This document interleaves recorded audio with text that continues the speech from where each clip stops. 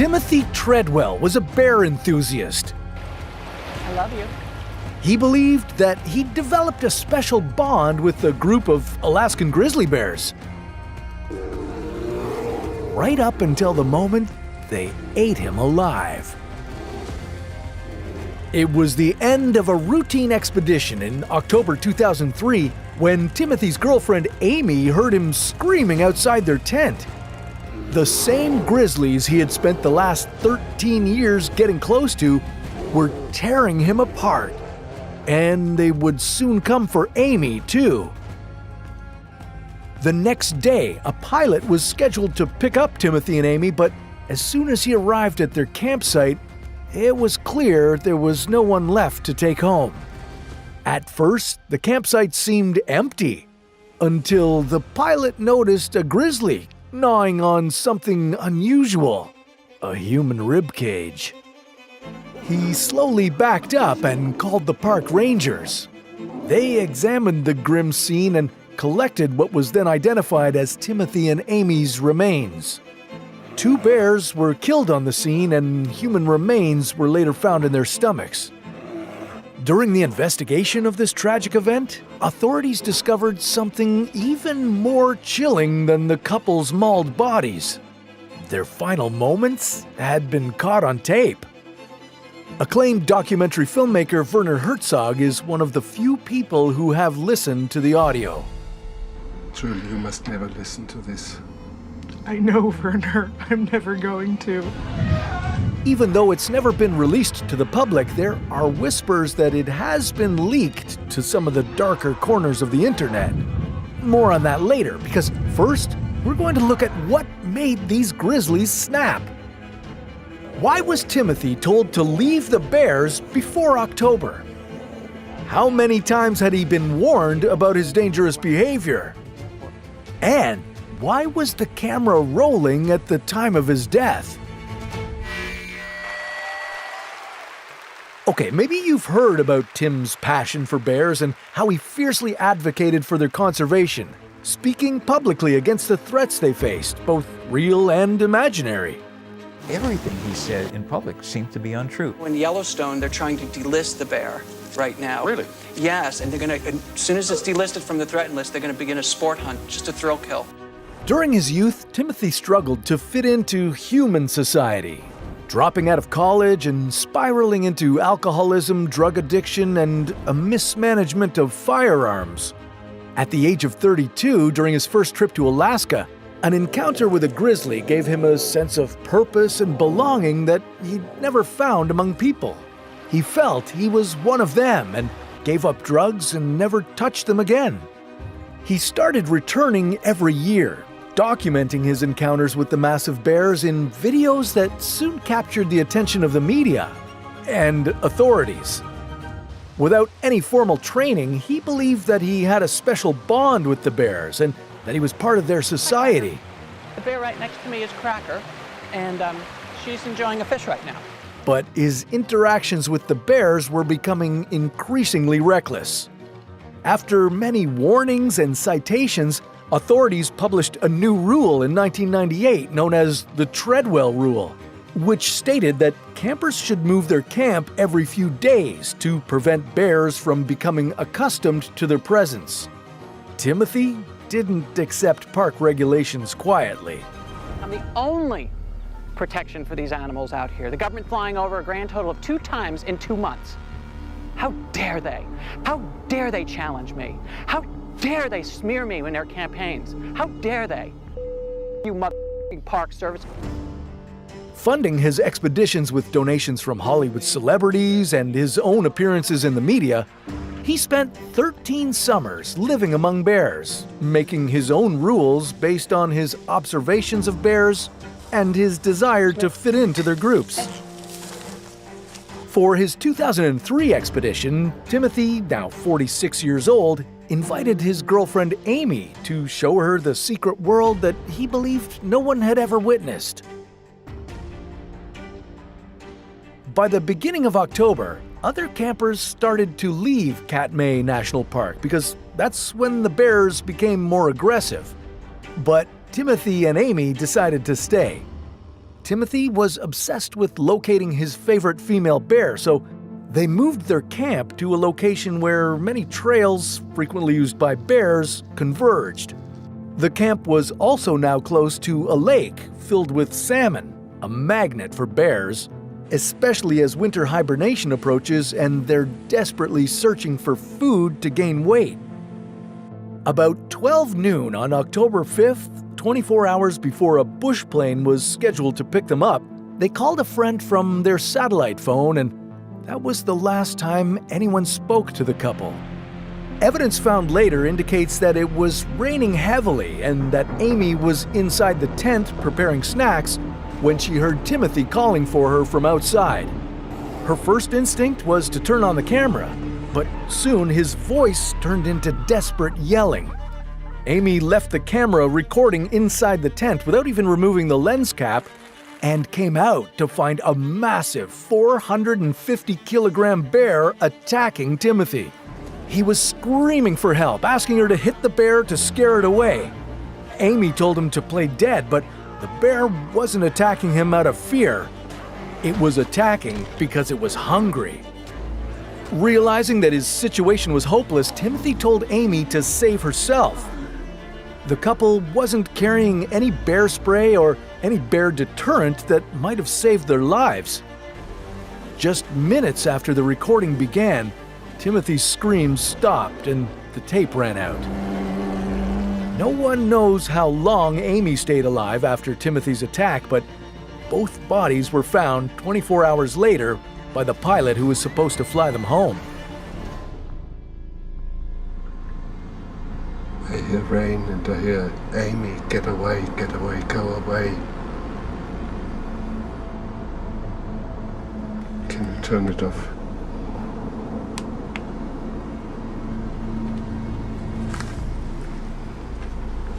Truly, you must never listen to this. I know, Werner. No one's gonna hear it. Despite this, rumors of the audio being leaked flooded the internet. Now, our account is based on the description provided by the National Park Service regarding the incident. According to the authorities, it was Timothy's long-standing reckless behavior and disrespect for the park rules that led to the tragic attack. Especially his choice to camp in a known bear area close to their source of food, and making the bears comfortable with his presence, approaching them and even touching them. An American who loved the outdoors, John Allen Chow often documented his adventures on Instagram, but these photos would be his last. Authorities say the 26-year-old was killed. He was trying to meet an endangered tribe that's been isolated for centuries. This is North Sentinel Island, one of the most mysterious places on Earth. It's been home to the most isolated tribe in the world for the last 60,000 years. North Sentinel is one of the Andaman Islands belonging to India, and visiting is strictly forbidden. However, in 2018, an American man illegally hired a local fisherman to take him there. They sailed at night to avoid the military boats patrolling the perimeter of one of the most unexplored places on the planet. If caught, they could face jail time. John Allen Chow had been preparing for this trip for years, meticulously studying the few existing reports about the tribe that inhabits this island, a people known as the Sentinelese. No one knows their language, origin, or real name, but one thing's for sure, they're fierce and hostile to outsiders. They were known to attack and kill intruders on more than one occasion. But despite this, John was obsessed and would have done anything to make contact with the tribe. In a daring maneuver, John and the fisherman evaded the military patrol and approached the coast, before John continued on his own in a kayak. When he landed on the island, he was met with hostility. Despite his attempts to offer gifts to the locals and to mimic their language, the situation escalated to the point where arrows were fired at him. He wasn't scared off, though. He went back to his boat, planning to give it another shot the next day. even knowing it could be super dangerous. Sadly, it turned out to be just that. Authorities say the 26-year-old was killed, possibly by bow and arrow, on what police described as a misplaced adventure in a highly restricted area. How did this unwanted tourist spend his last hours? Why was he so obsessed with this tribe? And what was the mistake that cost him his life? Before you go and watch this episode, hit like and subscribe, and remember to tell your friends about us.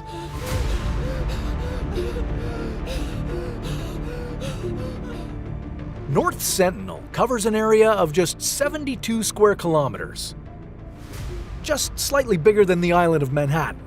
Its small size made it unattractive to European colonizers, unlike the rest of the Andaman Islands. In the 19th century, British colonial authorities in India established a penal colony at Great Andaman, a few kilometers from North Sentinel. The natives there immediately started dying from diseases to which they had no immunity. Fortunately, the North Sentinel people were not affected. Very little is known about them, but because of their dark skin and small size, it's possible that they had arrived on the island during the first African migrations, around 60,000 years ago, and that due to isolation, they continue to live in very primitive conditions. They are thought to survive by hunting wild boar and bow fishing, but some extraordinary accounts have accused them of cannibalism. In the 13th century, the famous Venetian explorer Marco Polo described them as violent and cruel people that would eat everybody they catch. Now, while their cannibalism has never been proven, they're not strangers to killing. In 2006, two fishermen who were suspected of poaching in the protected waters surrounding North Sentinel drifted ashore on the island. Another fisherman witnessed how the Sentinelese killed them with homemade axes and buried them on the beach. All attempts to recover the bodies were met with violence by the Sentinelese tribe. The fishermen were left there.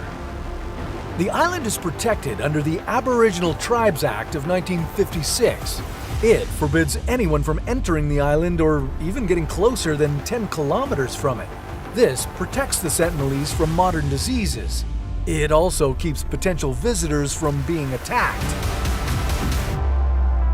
Now, even though he knew the law, John planned his journey for nearly a decade. A journey he hoped would culminate with the translation of the Bible into the Sentinelese language. You see, John was a devoted Christian missionary, committed to bringing Jesus to everyone in the world who hadn't heard of him. But why was he so obsessed with the Sentinelese?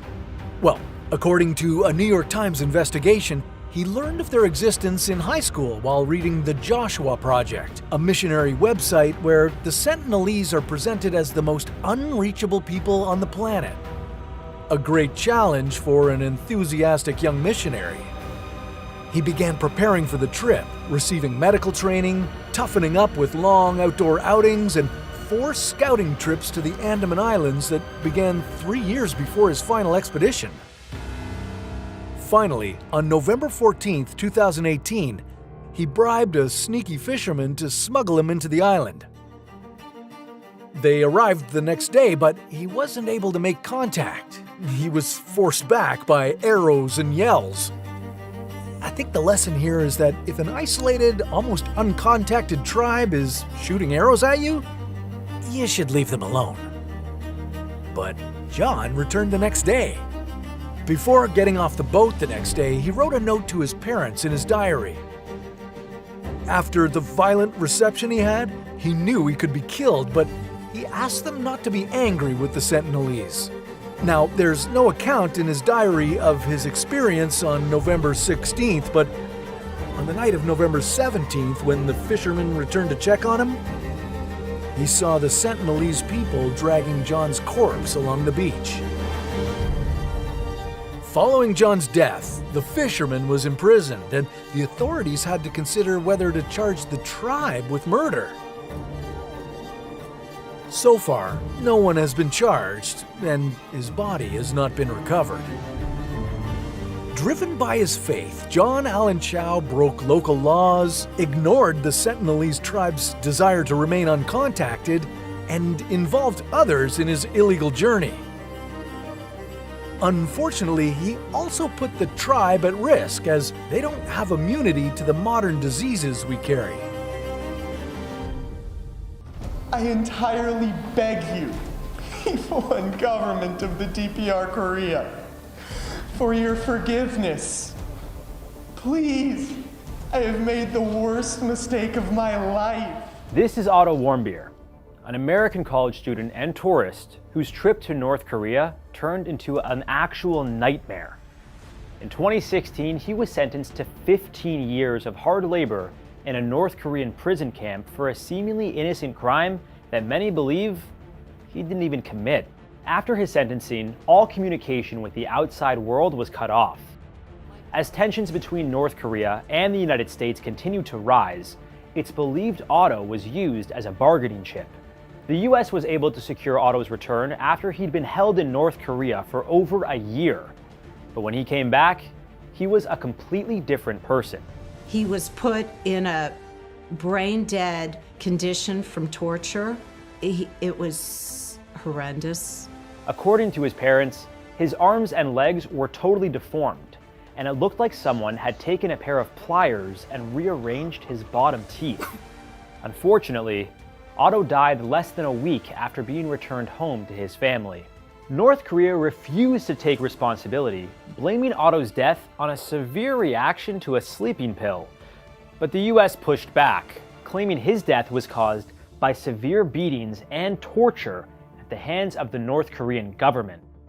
We'll dive into what he allegedly did, but given North Korea's history of human rights violations, it's no surprise he was treated so poorly.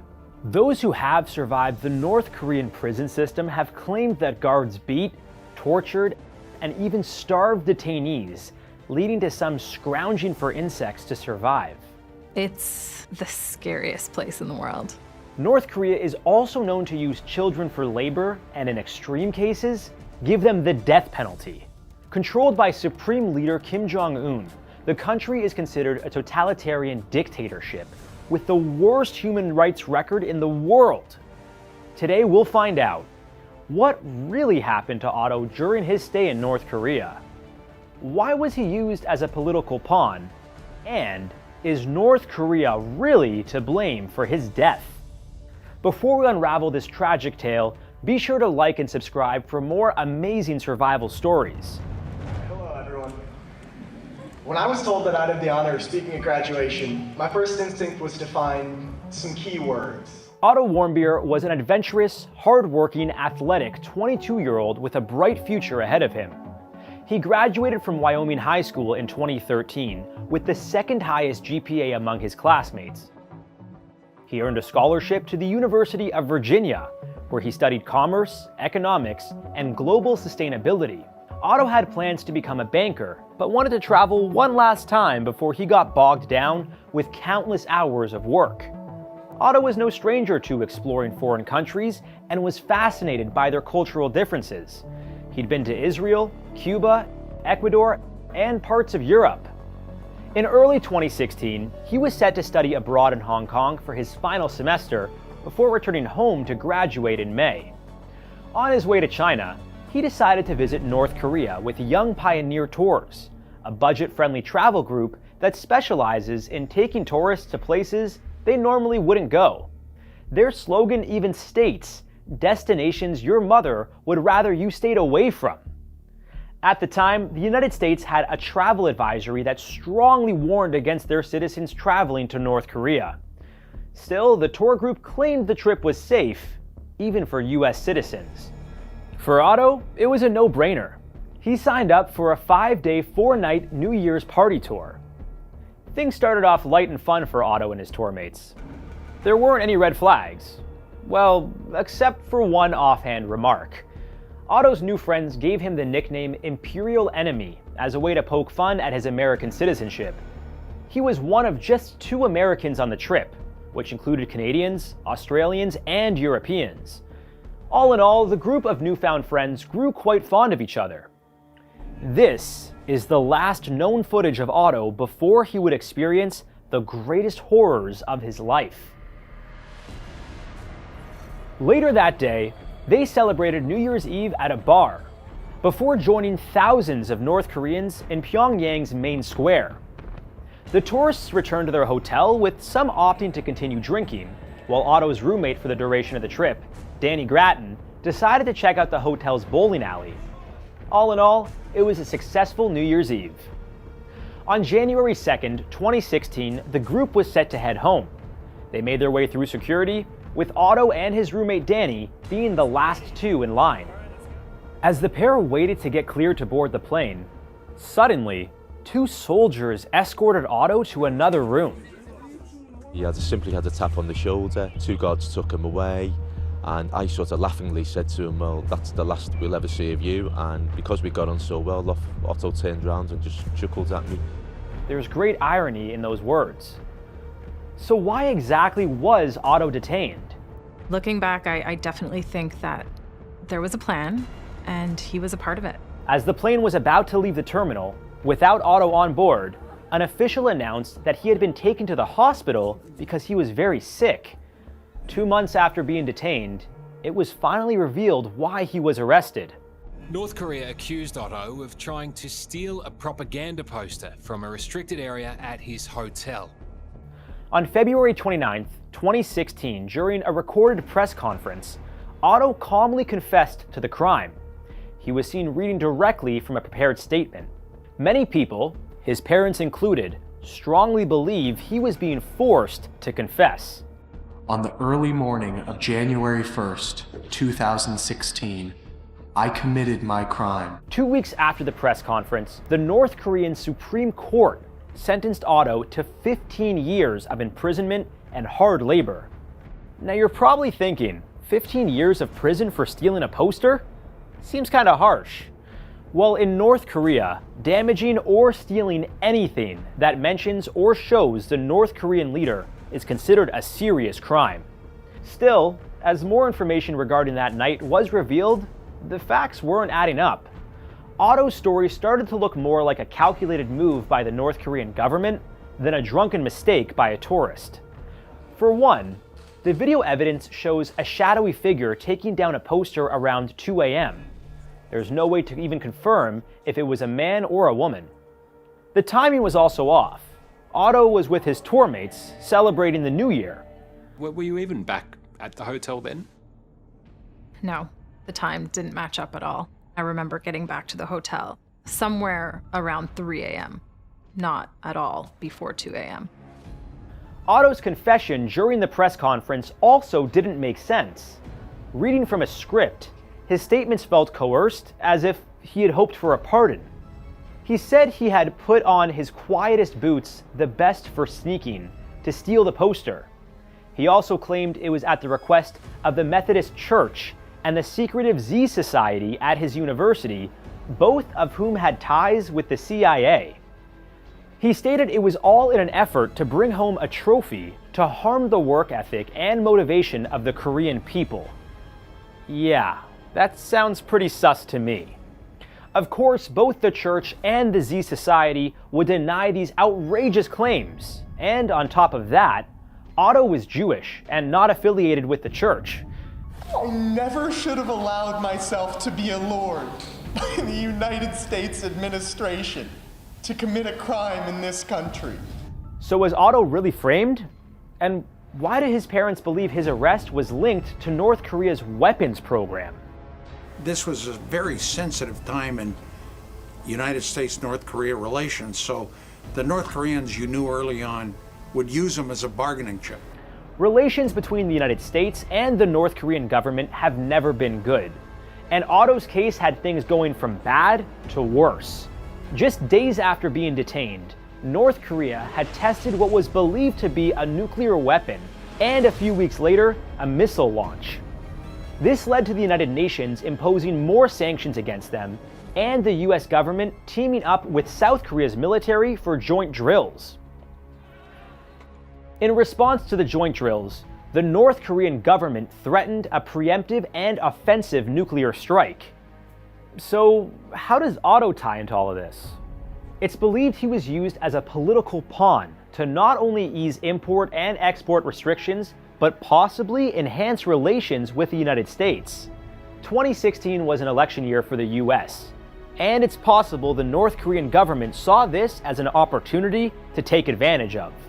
For over a year, both the Obama and Trump administrations were sending government officials overseas in hopes of bringing Otto home safely. Though his parents would spend months worried sick about their son's safety, they were reassured he was fine by the US government. The same government that initially urged them to keep quiet out of fear of making things worse, according to Otto's father, Fred. That whole time we were told he was in perfect health. By the CIA, by our State Department. Despite this promise, it's believed Otto was severely beaten and possibly tortured while being held captive. 물고문은 있거든요. 내심처에서는 다 해요, 거의나. 그렇게 많이는 안 했는데 그분이 감옥에 있으면서 간수들이 있잖아요. 간수들이 많이 때렸대요. 왜 때렸냐면 언어가 안 되잖아요. Waterboarding is an interrogation tactic used which simulates drowning. It is illegal internationally and is considered one of the worst torture methods. If someone is subjected to waterboarding for long periods of time, they can be deprived of oxygen to the brain, leading to permanent damage or worse, death. Joseph Yoon, the U.S. Special Representative for North Korean policy, would lead the negotiations between the U.S. and North Korea over 17 months. That is until June 2017, when things took a turn for the worse. After learning that Otto was in a coma-like state, Yoon, President Trump, and his administration demanded they go into North Korea and bring the American home. Arriving in North Korea, Yoon admitted there was no guarantee of getting Otto home. They initially wouldn't even let Yoon or the doctor accompanying him see Otto. Following intense negotiations, North Korea granted Yoon and the medical team access to Otto. What they saw, however, wasn't the same kid whose photos had been circulating media outlets. Eventually, the two governments would come to an agreement, and Otto was finally on his way home. But that promise to his parents of getting him home in good health was broken. When Yoon first saw Otto, he was pale and practically lifeless, with a feeding tube inserted into his nose. It was clear that Otto was never going to be the same. North Korean doctors who were caring for Otto claimed he had arrived at the hospital in a worse condition than a year before his rescue. Later, it was revealed that Otto had been in a coma for 15 of the 17 months he was detained. Even though Otto was returned home to his parents, many questions still needed to be answered. And the most obvious one was, what happened to Otto while he was imprisoned? North Korea claimed that he fell into a coma due to botulism after reacting to a sleeping pill. But the US argued it was due to severe beatings at the hands of the North Korean guards. Returning home, Otto was in a vegetative state. His eyes were open, but he wasn't responsive, nor did he have control over his body. We saw evil. In his eyes, he had seen just terrible things. And he had been reduced to this animalistic creature that I couldn't hug and I couldn't get a feeling back from. It was horrible. After medical exams and brain scans, it was clear Otto had severe brain damage, likely due to a heart attack. Surprisingly, there were no definitive signs of torture or physical abuse. There were no healing fractures or any signs showing he had been hit. But he did have a large scar on his foot, and his teeth looked misaligned, fueling further suspicions. It appeared that both sides of Otto's brain were damaged symmetrically, disproving claims he was struck in the head. Normally, a blow to the head affects one specific area, not the entire brain evenly. After 6 days of laying beside their lifeless son, Otto's parents, Fred and Cindy Warmbier, made the heartbreaking decision to remove his feeding tube. Otto Warmbier officially passed away on June 19th 2017.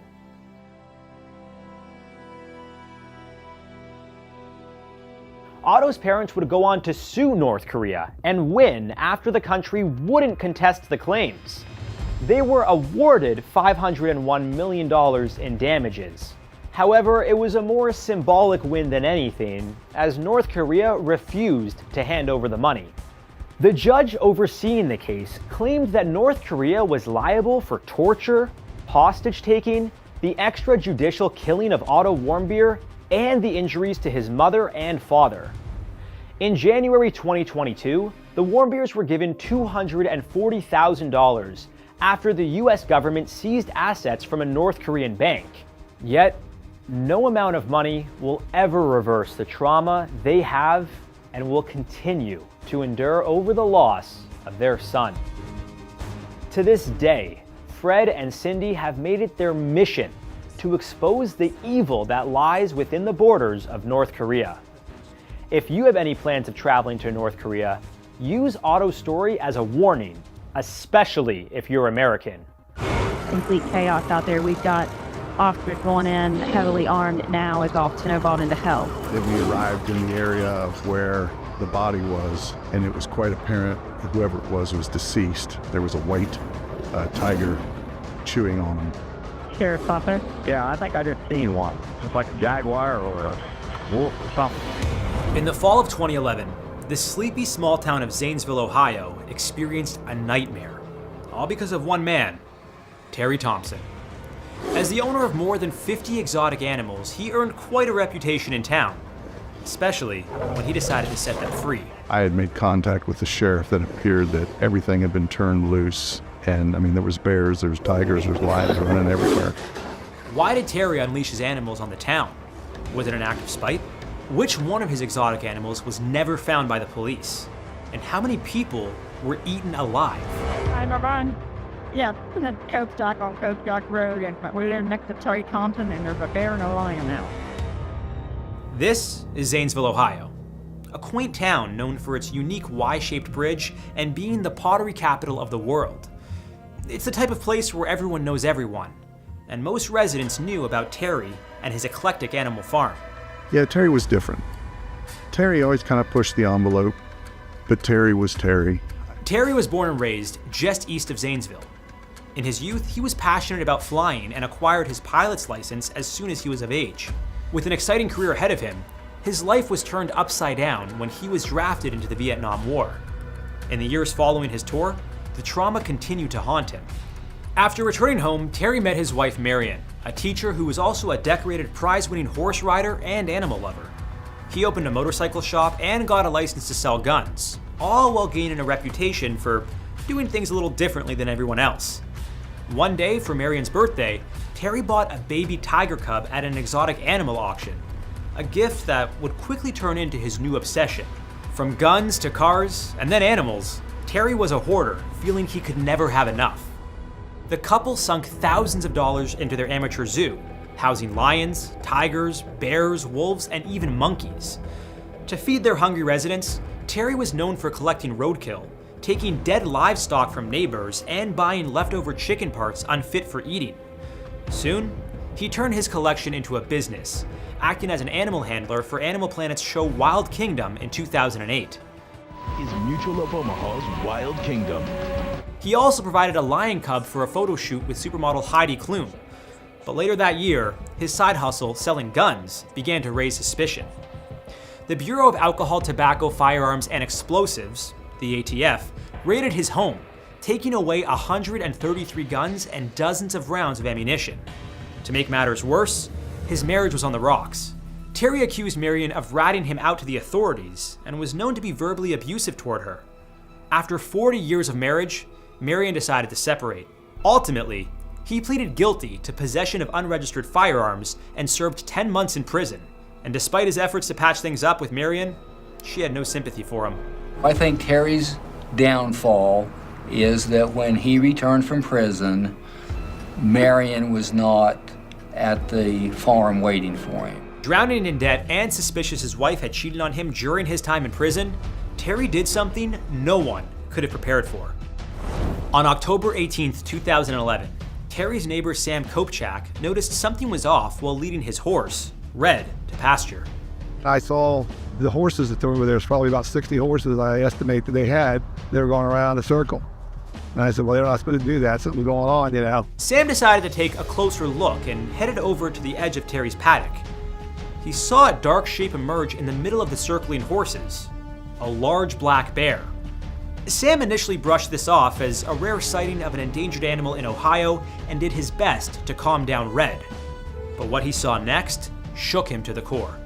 I just felt like something was looking at me, and I kind of turned to the left, and big male African lion, he came down. This is about the spot he was setting. He just sat down right there. Sam knew it wasn't wise to run from a lion, so he slowly but briskly walked away. He only looked back once, about a third of the way from his barn, to see the lion staring ominously at him behind a fence it could easily vault over. Sam first thought he needed to warn his elderly mother. She lived with him and was home all alone, an easy target for a hungry predator. He brought Red into the barn, locked the doors, and phoned his mom in a frenzy. Alarmed by the news, she quickly called the Thompson residence, but all she got was the answering machine. That's when she knew she had to call 911. 45 and 54, 45 and 54, behind Kopchak Road. Complaint advised there is a bear and a lion loose running in the area. I was kind of skeptical right at first. I just thought maybe somebody had seen a big dog or something. Deputy Jonathan Mary, who was serving a court summons just a couple miles outside of town, received the strange call and acted immediately. He drove up and knocked on Mrs. Kopchak's door. A large gray wolf ran along the road behind him as he turned around. Mary hopped into his patrol car and followed the wolf. As it approached a nearby house, he got out, grabbed his rifle from the trunk, and approached it slowly. He radioed headquarters and was told to put the wolf down. With a well-aimed shot, the threat was eliminated. But just as he went to inspect the wolf's body, he got another alarming call. His colleagues were face to face with a lion near the Thompson residence, armed with standard-issued pistols. Not exactly the kind of firepower needed to deal with a full-grown lion. Meanwhile, Sergeant Steve Blake rushed to the scene and pulled up to the Thompson property. He and John Moore, Terry's animal caretaker, approached the Thompson house. They found cages that were cut, some left open, and two that contained a couple of monkeys and a dog. They came across a gruesome scene as they cautiously walked to the barn. A large white tiger was eating something. Upon closer inspection, it was a body that was barely recognizable. As Deputy Mary drove up the hill toward the Thompson property, he saw another deputy running in fear. Mary reached for his rifle, but it snagged on the cruiser's computer stand. Instead, he grabbed his Glock. As soon as he turned around, a 350-pound black bear charged him. Usually, black bears will do a bluff charge to test your dominance. Your best bet to survive is to stand your ground and look tall. But most of all, don't run. Just a few feet away from him, Mary shot the bear. Thankfully, it was in the head. Otherwise, his Glock's bullet likely wouldn't have slowed it down. Shaken by the ordeal, he went to grab his rifle from his patrol car. And it's a good thing he did. Just moments later, a large African lioness crawled under Terry's fence and ran down the road toward another neighbor's home. Mary aimed and took the shot. Another one down, but how many were left to go? A number of emergency units, including the Columbus Zoo's capture and recovery team, arrived at the Thompson property, preparing for the worst possible scenario. On the way to the scene, I made it clear to the guys on the scene that if there were any animals outside the pasture field or looking like they were going out of the fence, they would be put down. We were first approached by, I believe it was two tigers come out of a barn towards us. And as they rushed the truck, we were forced to dispatch them. But what if you encountered a tiger and didn't have a gun? Stay calm and slowly back away. Don't make eye contact, as this could be seen as threatening to the tiger. The same advice goes for most wild cats. Avoid turning and running. It will only make you vulnerable to an attack from behind. If the tiger continues to approach you, make yourself appear big. Make loud noises too. If it attacks, fight like hell. It's your best chance at survival. Here on How to Survive, we cover all kinds of survival scenarios. So make sure to hit that like button and subscribe for more incredible survival stories. Still putting together the pieces of what happened, the officers approached a mangled body. Unknown to them, dozens of wild predators were still loose, waiting for the opportunity to pounce. Then we arrived in the area of where the body was, and it was quite apparent whoever it was deceased. There was a white tiger chewing on him. The officers figured at the time that Terry's animals must have gotten loose and killed him. They started shutting the doors to contain the animals still in their cages. It was then that they realized this large escape was no accident. I look over, and maybe 3 feet away from where the door is, there's a large hole that's cut in the chain link fence. As soon as I saw that, I remember the blue bolt lock cutters that are laying beside Terry Thompson. An investigation was needed to determine what happened. Still, the priority now was ensuring Zanesville citizens' safety. Officers, armed with both tranquilizers and guns, were now on a mission. I'm on 23 and there's a lion in the road. 11's clear in here.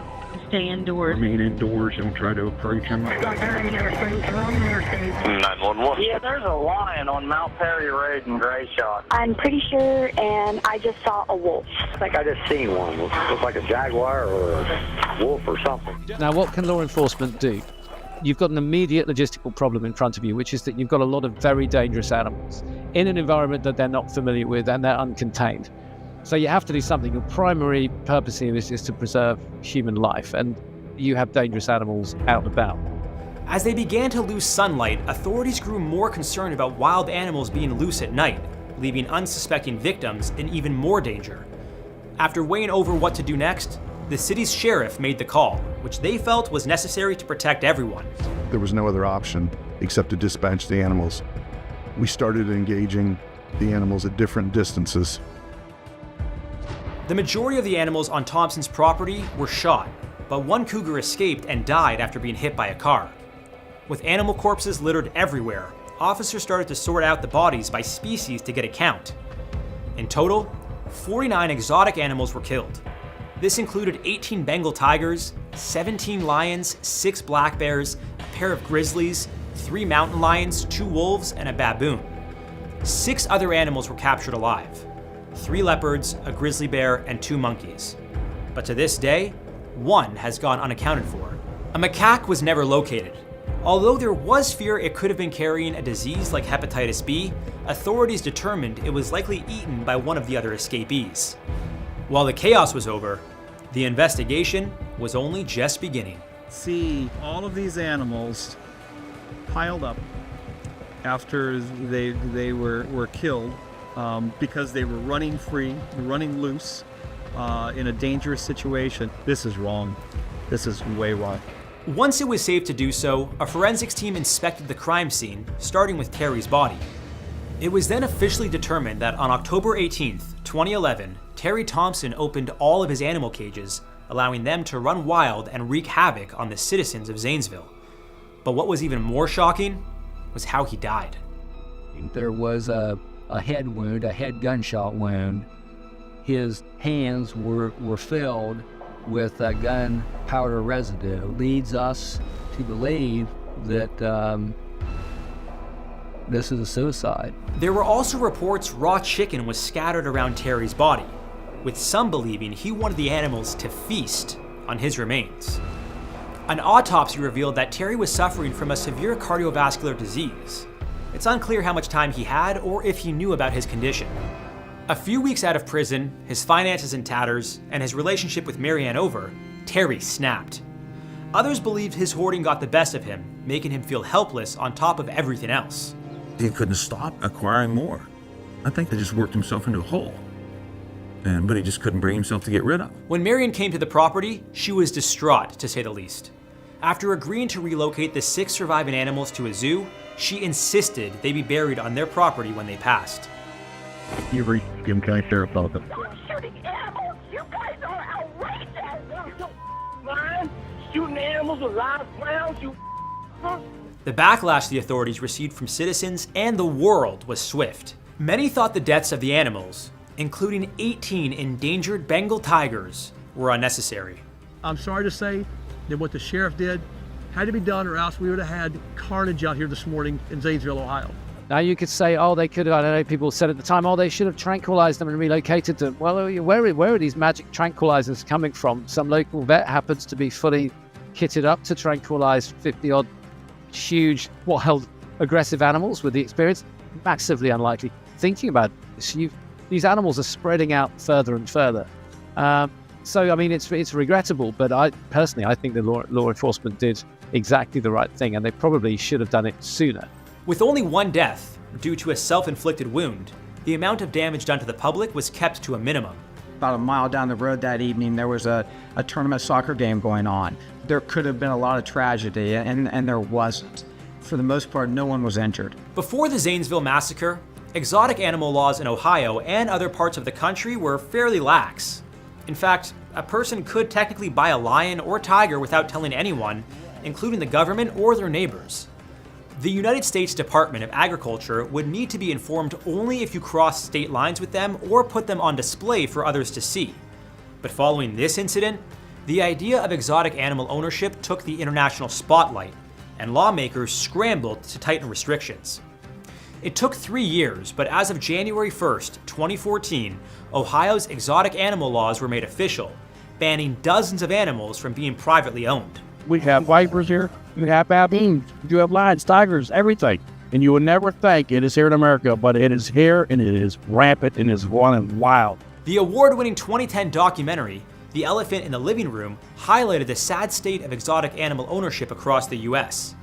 There are just under 4,000 tigers in the wild, substantially fewer than the estimated 5,000 captive tigers in the US alone.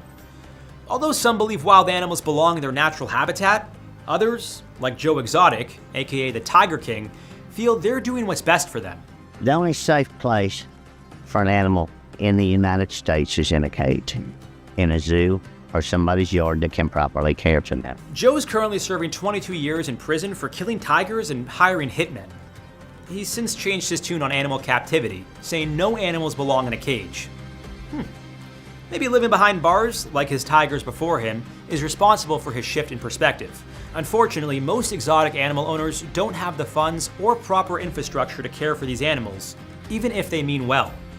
As with Zanesville, they pose a risk to the owners and the general public.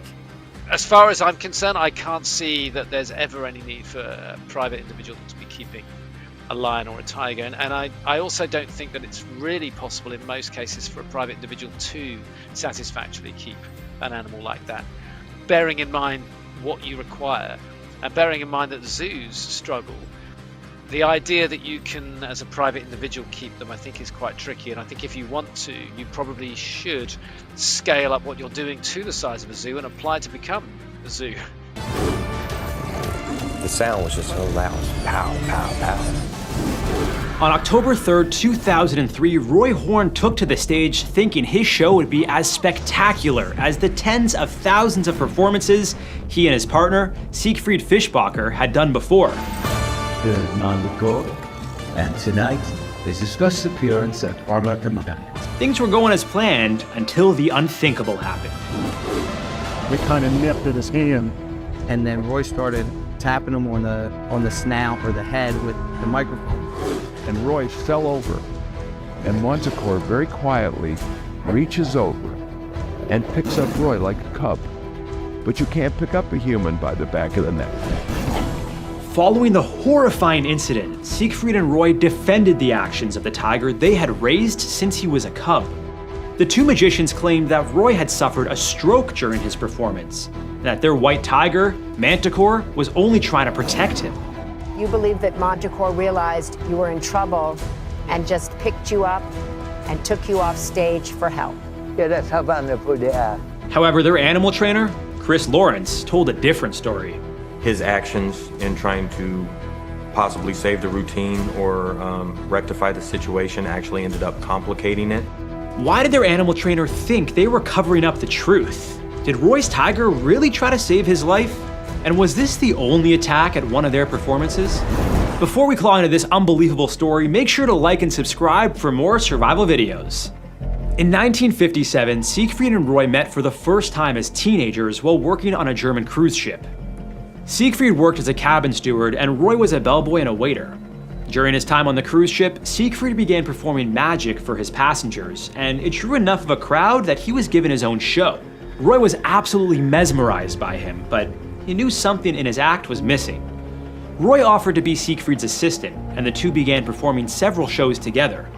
With Roy's love and experience with animals, he quickly convinced Siegfried that they needed to step up their game. It wasn't long before they went from pulling a rabbit out of a hat to incorporating a cheetah into their act. Yeah, seriously, a cheetah. The duo continued performing at clubs in Europe for 5 years until they got their first big break in the mid-60s. Grace Kelly invited the showmen to perform at her annual Red Cross Gala in Monte Carlo. It was here that a Las Vegas producer scouted them and changed their lives forever. The dynamic duo was offered shows in Sin City at 2 hotels, and within a few years, they were regular performers. The buzz for their act was building, and so were the skeletons in their closet, but more on that later. After hundreds of shows over the course of the 80s, it wasn't long before they signed a record-breaking deal with casino developer Steve Wynn, worth a staggering $57 million. They were to be an integral attraction at Vegas's legendary Mirage Hotel. The contract secured Siegfried and Roy for 5 years, but this would be the start of one of the city's most successful shows ever. The most successful entertainment attraction beyond Elvis or Frank Sinatra. The partners would use their newfound fortune to purchase the Jungle Palace, a $10 million Moroccan-style villa, and Little Bavaria, a separate 100-acre property where they housed all their pets. Little Bavaria allowed their 63 tigers and 16 lions to roam freely. The animals had their own paradise, with access spanning from Roy's bedroom to the pool. It's important to note that none of them were declawed. But that didn't stop Roy from meditating with at least one of his tigers daily. This was just one of the many ways he would connect with the animals. Roy raised his wild cats from birth, using what he called affection conditioning to build a special bond with them. This included sleeping with the tigers until they were a year old. For Roy, they were family. Not one of them has ever really turned on him. No, I guess I'm very fortunate to have a good family. He explained that when he was given an animal's trust, it felt like the most beautiful thing in the world. Unfortunately for him, that trust was broken on October 3rd, 2003, when he was attacked by one of his tigers. The night before their infamous performance, Roy celebrated his 59th birthday, along with Siegfried and their friends in the business. One of them roasted Roy about his age, suggesting he retired. Roy snapped back, he'll retire only when he can't do it anymore. In peak physical shape, Roy was known for swinging 30 feet above the audience and handling 600-pound tigers. Night after night, the two men would wow audiences without any issues. I mean, there was one time in the 1970s, but we'll get to that later. Given their success performing over 30,000 times alongside tigers, lions, and even elephants, no one expected their next performance to be their last. Around 8:15 p.m., about 45 minutes into their show, Roy brought out Manticore, a 380-pound white tiger born in Mexico. It's believed the tiger became distracted by an audience member and started making its way to the front of the stage. To calm the audience's nerves and get back to the routine, Roy joked that Manticore wanted to say hello to the crowd. Quickly, Roy stepped in front of Manticore, placing himself between the tiger and the front row, which was within striking distance. As Manticore continued walking toward him, Roy commanded the animal to lie down, but the tiger refused. That's when things went from bad to worse. Manticore then gripped Roy's right wrist with his paws. While trying to regain control of the tiger's chain, Roy used the microphone he held in his other hand to tap the tiger on the nose while yelling "release." At this point, the tiger obeyed Roy's command, but while struggling to pull himself away, Roy tripped over the tiger's leg and fell backwards. Within seconds, Manticore was on top of him. He then bit Roy's neck, shocking the audience and his longtime partner Siegfried, who tried to put an end to the chaos. Those who witnessed the show claimed that Roy was dragged 30 feet off stage by the neck, like a rag doll with blood pooling everywhere. Once backstage, stagehands used the bottom of a fire extinguisher to physically hit Manticore on the head, which led to him releasing Roy. The tiger then went right back into his cage. While waiting for emergency services, a crew member was able to stop the bleeding from Roy's neck. Shortly after, it would be determined that the tiger's teeth had torn Roy's jugular vein, narrowly missing his carotid artery, which would have instantly killed him. Amidst all the chaos and Roy struggling to breathe, he made sure those around him heard what some believed might have been his last words: "Don't shoot the cat." A trauma team was assembled at the University Medical Center in Vegas, and the show's producer, Kenneth Feld, told more than 200 cast members that the show was done. Forever. They say what happens in Vegas stays in Vegas, but this wasn't the case for Siegfried and Roy. News of the attack spread like wildfire. Breaking news, one of the rare tigers of Siegfried and Roy attacked. The tiger that attacked Roy. Officials are reporting that Horn was attacked by one of those tigers. Within hours of Roy's rushed hospitalization, people started to gather outside both the Mirage and University Medical Center, anxiously waiting for updates. Many brought candles and were simply there to support one of Vegas's most loved performers. At one point, sources claim Roy actually flatlined and had to be revived while on the operating table. Other reports claim he was near death 3 times, but somehow managed to be wheeled out of surgery and into another unit of the hospital within hours of the attack. His windpipe was crushed, making it impossible for him to swallow or speak. To help him breathe, Roy was placed on a ventilator. Unfortunately for him, this was just the beginning of a long recovery. The following day, it was revealed he had suffered a pretty big stroke, in the words of his doctor, and was sent back into surgery. To relieve swelling in his brain, a quarter of his skull was removed. He was also paralyzed on his left side, leaving many wondering if he'd ever fully recover. Roy's neurosurgeon, Dr. Derek Duke, told the press it was miraculous that he was alive. Just weeks after the attack, Roy was airlifted to UCLA Medical Center, where he would continue his rehab. By mid-November, he was taken off of a ventilator and his motor skills continued to improve. Throughout it all, Siegfried was right by his partner's side, as he was during their tens of thousands of performances. Given the significant loss of blood Roy suffered and the extensive brain damage, many thought he would need assistance doing the most basic of movements, including walking. To no one's surprise, the idea of the two ever performing again was hardly even a thought. But that didn't discourage Roy, who knew they still had at least one more show left. By late January 2004, surgeons had removed Roy's tracheal tube, allowing him to eat and talk. And like magic, Roy was moving and walking again. Things were looking up for the two Vegas stars again, but an investigation into their show's safety took a turn for the worse. This wasn't the first time one of their animals attacked a performer. In 1976, before Siegfried and Roy had a residency at the Mirage, the two performed at the MGM Grand in Las Vegas. At one point, they were booked to work alongside a family of acrobats known as the Seven Alexanders. Back then, the magician's show involved a tiger, a lion, and 2 leopards, all kept in cages backstage near the rest of the cast.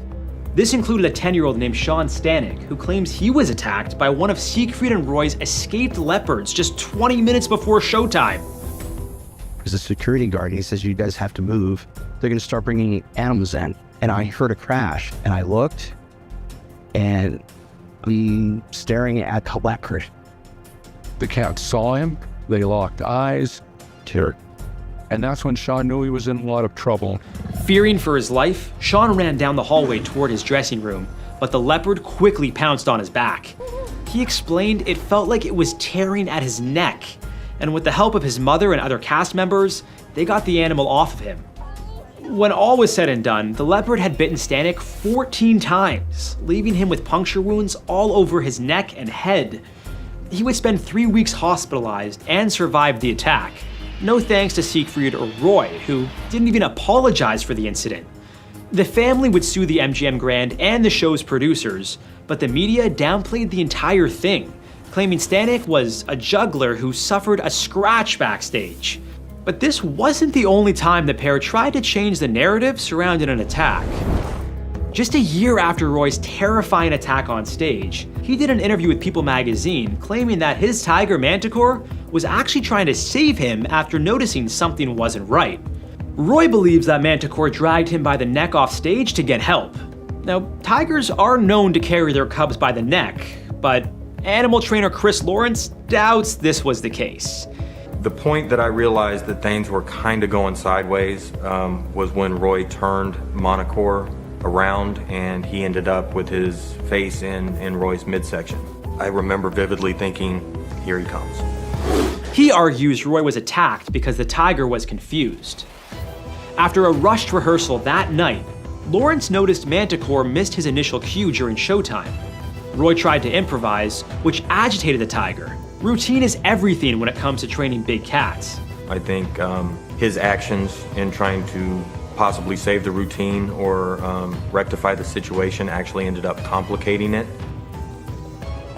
Lawrence also mentioned that prior to the incident, he was scolded by both Siegfried and Roy for trying to help in their performances. The two never wanted to own up to mistakes in front of a live audience. Roy also built up the illusion that he trained all of the animals himself. Lawrence explained that as the years went on, Roy treated the cats more like props than anything else, and the level of care needed for the animals was dwindling. To maintain their image, Siegfried and Roy never wanted to admit what really happened, even years after the attack. It's important to remember that even when animals are trained, they're still animals. It's a miracle that Siegfried and Roy performed as many shows as they did without any other mishaps. Roy was truly lucky to be alive following his attack, and you'd think after such a traumatic incident, he would never want to be in a tiger's presence again, let alone the one that attacked him. But in 2009, Siegfried and Roy performed one last time, wanting their final show to be as successful as all the others leading up to the one that changed their lives forever. Although the two couldn't move as they used to, especially Roy, who was using Siegfried to maintain his balance, they still dazzled the audience. They made sure to include Manticore in their performance, showing that after all they had been through, the illusionists still trusted him. The topic of animals being held in captivity at zoos or for live performances has always been controversial.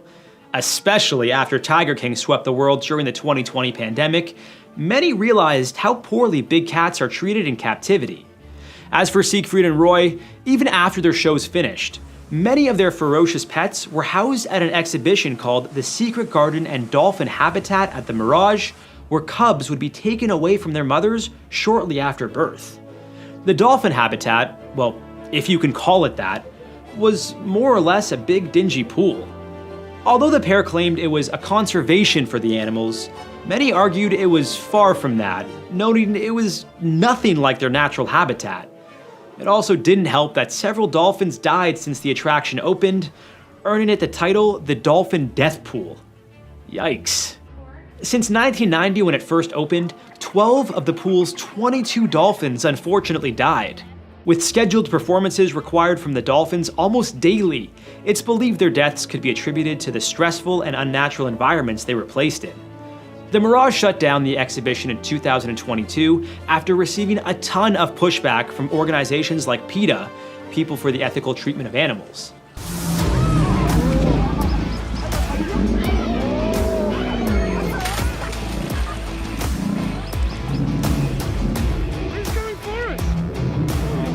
Hippos are one of the most dangerous animals in the world.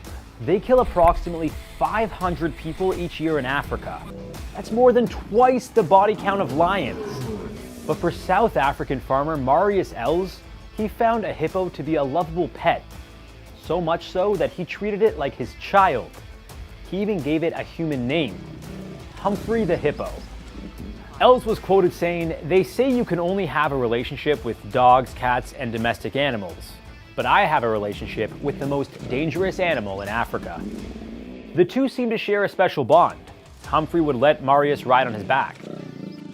He'd respond to his commands and even open his mouth to have his teeth brushed. But on one fateful day, things took a dark turn.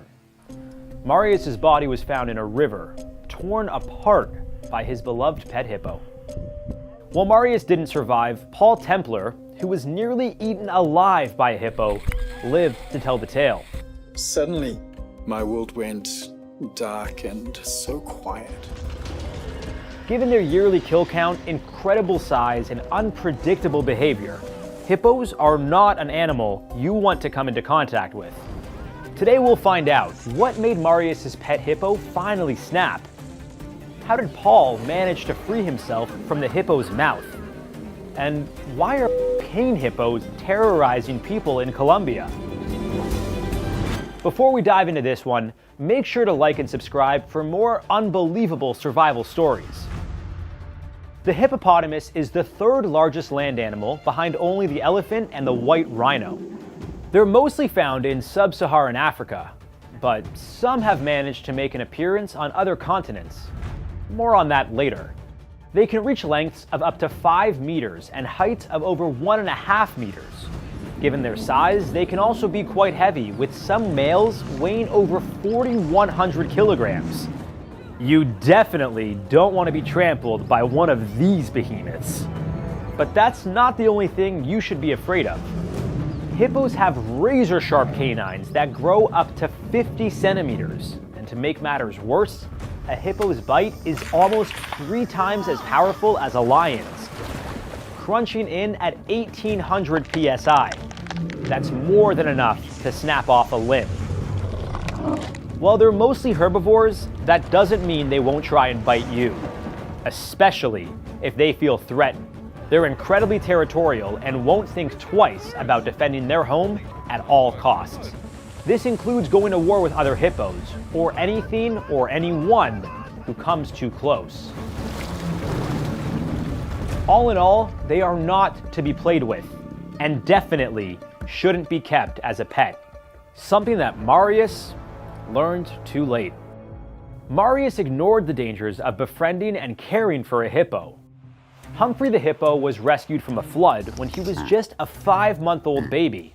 After a few months and a significant increase in size, the hippo's guardian angels could no longer care for him. With land and time to spare, Marius decided to give Humphrey a new home. Rather than seeing the hippo as the wild animal he was, Marius treated him like a domesticated pet. He taught it to swim, hold its mouth open, to have its teeth brushed, and even rode it like a horse, both on land and in water. Marius went as far as building a man-made lake on his property for Humphrey to play in and to make him feel truly at home. Although he viewed his uncommon pet hippo to be like a son, he was aware of the risks involved, explaining that he knew it was a little bit dangerous, but trusted Humphrey with his heart that he wouldn't harm anybody. Would you be that trusting? Marius felt very comfortable with his companion, but others, like his wife, did not. His wife Louise repeatedly warned him about the dangers of keeping a hippo, but Marius wasn't convinced, not even after a brutal attack on his property. Marius's nephew, Johann, who worked on the farm, was attacked by Humphrey in late 2010. I wanted to run, but I thought, there's no way I can outrun a speeding hippo. Johann's right about that. Hippos can reach up to speeds of 48 kilometers an hour on land. In Johann's case, he wasn't fast enough to get out of the way. He said it felt like being hit by a car. If you find yourself being charged by a hippo, you need to run for cover. Get behind a vehicle, tree, hill, or anything that could slow the hippo down. Thankfully, Johann survived the attack after Marius came to his rescue. Still, Humphrey bit a chunk of Johann's lower body, piercing his pelvis and barely missing his vital organs. Humphrey's next victim wouldn't be so lucky, as the now 6-year-old hippo, weighing over 1,000 kilograms, turned on the man who raised him, Marius. In November of 2011, just a year after Johann's incident, Marius's body was discovered submerged in the same river Humphrey was rescued in. Paramedics found him disfigured with bite marks all over his body. They couldn't determine whether it was the attack or drowning that ultimately killed him. No one knows for sure what led to the attack. Did Humphrey feel threatened, or was it just instinct to protect his territory? One thing is for sure, don't have a hippo as a pet. As seen with Marius, they can be very unpredictable and violent, even when held in captivity. And for my adventurous viewers out there, if you're ever in the Sub-Sahara and spot a hippo, listen to my next words carefully. Don't approach it, especially if they look like they're yawning. That's actually hippo for back off. Try to stay on open land where you can spot the hippo and where it can spot you. This may be tough since they're nocturnal, so you'd likely only see them roaming around on land during the nighttime. They don't like to be startled, so sneaking by one is not in your best interest. And this next tip might stink, but it could save your life. Look out for large pieces of hippo poo that have been spread over a wide area. This is how they mark paths between the water and food on land, using their tails to wipe it around. During the day, hippos tend to stay in the water, so be sure to stay away from nearby lakes and rivers where they're sunbathing. Even if you aren't planning on going near the water, you need to leave a clear trail for the large animal to make a run for it should something else startle it. But how would you survive an attack in water? Well, South African tour guide Paul Templar did exactly that, and in the process, he was almost eaten alive. On a day that Templar wasn't even supposed to be working, his life would change forever. In his own words, Paul explained that life was really good, until one day he had a really bad day at the office. Paul Templar was a 28-year-old tour guide working in Zimbabwe, where he's originally from. Leading photographic safaris, he would take curious tourists onto the Zambezi River, an area known to be home to elephants, giraffes, crocodiles, and of course, hippos. Getting certified to lead these journeys is no easy task. Given his previous experience with the British Army, Paul may have had a slight advantage in dealing with extreme situations. Yet no amount of expertise could prepare him for what was about to happen. It was March 9th, 1996. A good friend of Paul's, who was supposed to lead the expedition down the river, had become ill with malaria. Paul loved leading the tour so much, he decided to step in on his day off, helping tourists capture photographs like never before. At first, things were going well. In total, there were 10 people on the tour, which consisted of 3 canoes and 1 kayak. In addition to Paul, there were 3 other apprentice guides: Evans, Ben, and Mac. As they approached a group of hippos, Paul led everyone toward a path to get around them safely. This was just moments before a disaster would strike in the form of a big, angry hippo. While they're known to cool off in bodies of water, hippos don't swim or float like other animals do. Instead, they use their webbed toes to push off the surface below them to get around. Surprisingly, they can't breathe underwater, but they are capable of holding their breath for up to 5 minutes, something Paul would learn all too well. While cautiously paddling around the pod of hippos, he noticed the canoe led by Evans had somehow gone off course, catching the attention of an unwanted guest.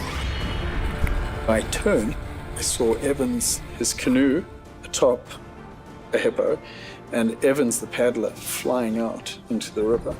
Evans swam against the current, which was pulling him toward a mama hippo and her babies. Paul knew he had to act fast. Turning his canoe around, he made his way toward Evans in an attempt to save him. That's when the worst 3.5 minutes of Paul's life would begin. I'm like reaching over, and he's reaching out of the water, and as our fingers almost touch, just suddenly the water explodes and everything goes dark. The next thing he knew, Paul was waist deep down a hippo's throat. There was an immense pressure on his back. Fighting for his life, he could hardly move. Fortunately, I must have been so far wedged down the hippo's throat that a gag reflex forced him to eject me. Yeah, the hippo spat him out. But this was just the beginning of the horrors to come. Paul caught up with Evans. He was frozen in shock. Terror and panic had literally overwhelmed him. So I turned and swam back for him, and I was just moving in for your classic life savers hold when I'm hit from below. Once again, Paul was caught waist deep in the hippo's mouth. This time, his arms were free, so he could reach for his gun. But the sheer power of the hippo thrashing him around made it impossible. I could see skin getting torn off like a hot knife cutting through butter. Miraculously, Paul managed to escape again, but Evans was nowhere to be found. Paul figured he must have swam to safety. And just when he thought he was safe to swim to shore, the hippo came back for thirds. This time my head and neck and shoulders are outside one side of his mouth, and from like my waist down is outside the other. And then he just goes berserk. For whatever reason, the hippo finally released him, and another apprentice guide, Mac, quickly came over and helped Paul get to a nearby rock. The group was left without a first aid kit, gun, or radio. They had 2 canoes and 1 paddle, and their lead guide, Paul, was mangled and bleeding out quickly. He had a punctured lung, a gaping hole in his back, bite marks all over his body, and one of his forearms was crushed to a pulp. With no sign of Evans and nightfall approaching, Paul and his group made the tough decision to find their way to safety without him. But they weren't in the clear. As they headed to shore, the hippo continuously bumped their canoe as Paul dealt with the agonizing pain from the attack. Thankfully, they were able to make it to land, but had to drive another 8 hours to a hospital before Paul could get the medical attention he desperately needed. Over the next month, he had several major surgeries following an attack that, by most medical accounts, should have killed him. When all was said and done, the surgeon was able to save both of Paul's legs, but only one of his arms. Evans' body was found a few days after the attack without any bite marks on it. It's believed he drowned during the struggle. The attack changed Paul's life forever, but didn't stop him from returning to the river that almost cost him his life. Although he retired from being a guide, Paul has gone on to become a successful author and speaker with a new outlook on life.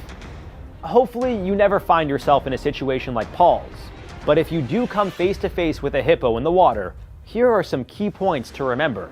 First things first, if you're in a boat or swimming near hippos, stay as far away from them as possible.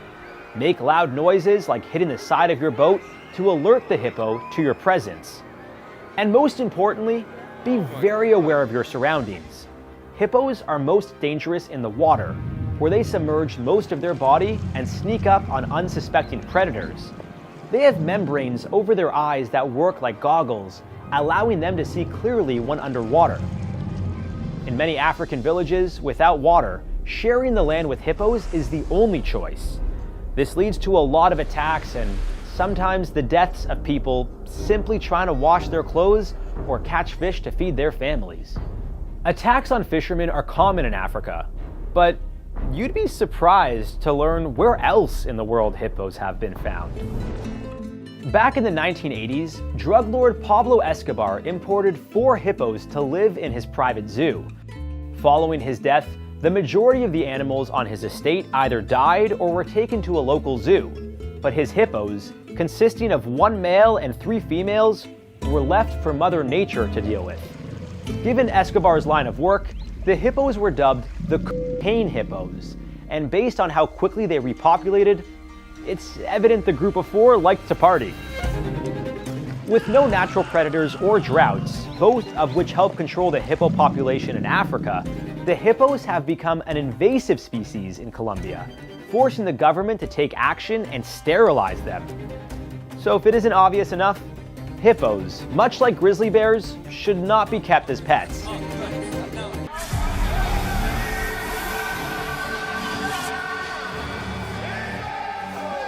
Out of the many ways people show devotion to their religion, snake preaching is one of the stranger ones. It also happens to be one of the deadliest.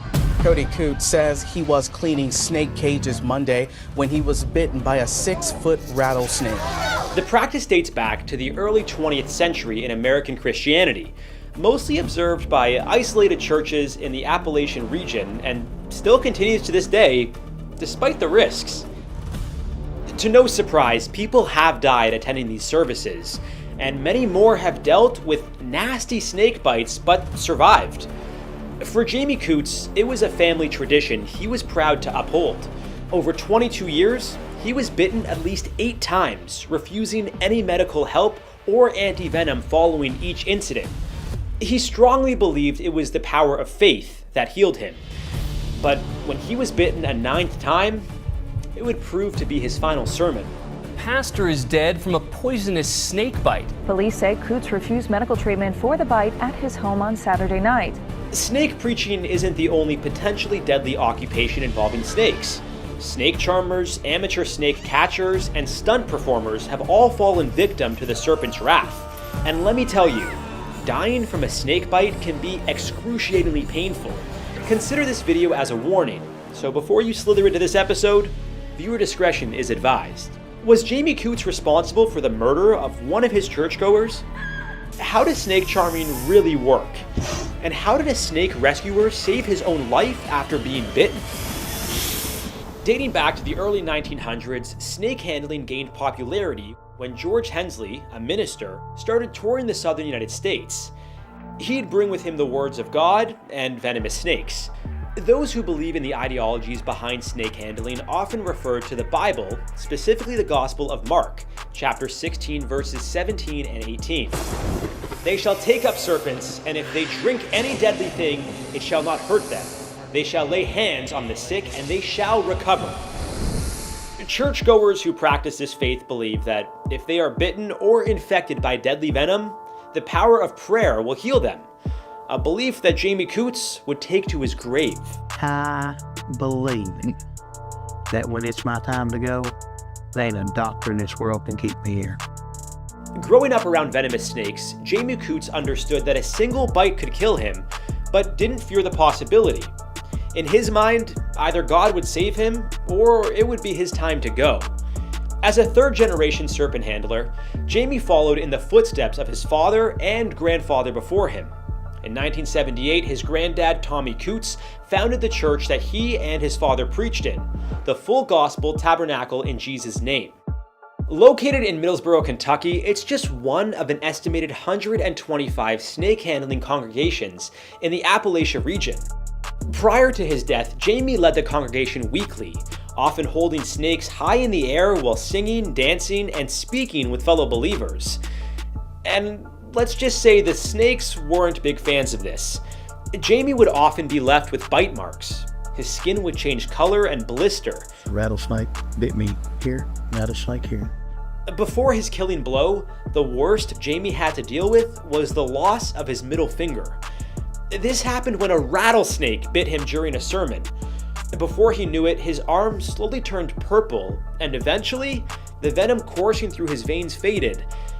But it was still strong enough for Jamie to lose half of his finger. It was the most pain I guess I've ever felt in my life during the time that it was rotting, and I knew something was going on. I just didn't know what for the first month.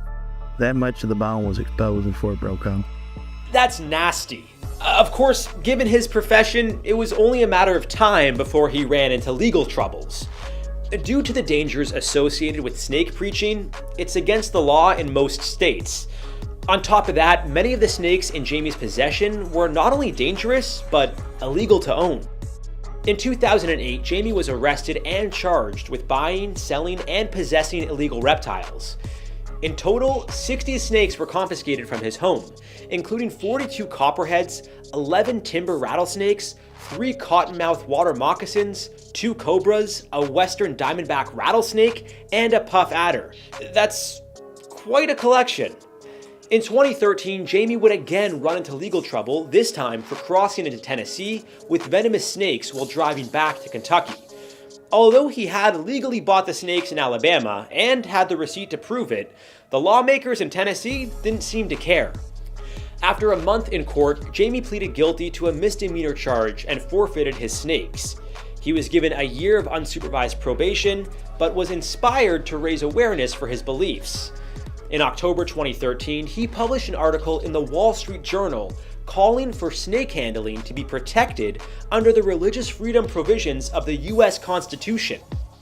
That same year, National Geographic aired the series Snake Salvation, which starred Jamie and documented his way of life. This included how he ran his congregation, and even followed Jamie and his fellow worshippers on their amateur snake catching expeditions. Unfortunately for Jamie, just a few months after the show aired, he was in the national spotlight for a different reason.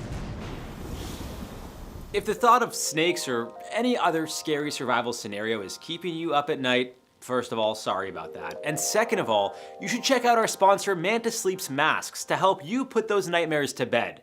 They've got tons of super comfortable sleep masks to choose from, including therapeutic options like weighted sleep masks, steam masks, and even cold masks to help you chill out. They were kind enough to send me their Manta Sound Sleep Mask, which has slidable ultra-thin Bluetooth headphones, a 20-hour battery life, and super comfy eye cups. I can't see anything, this is great.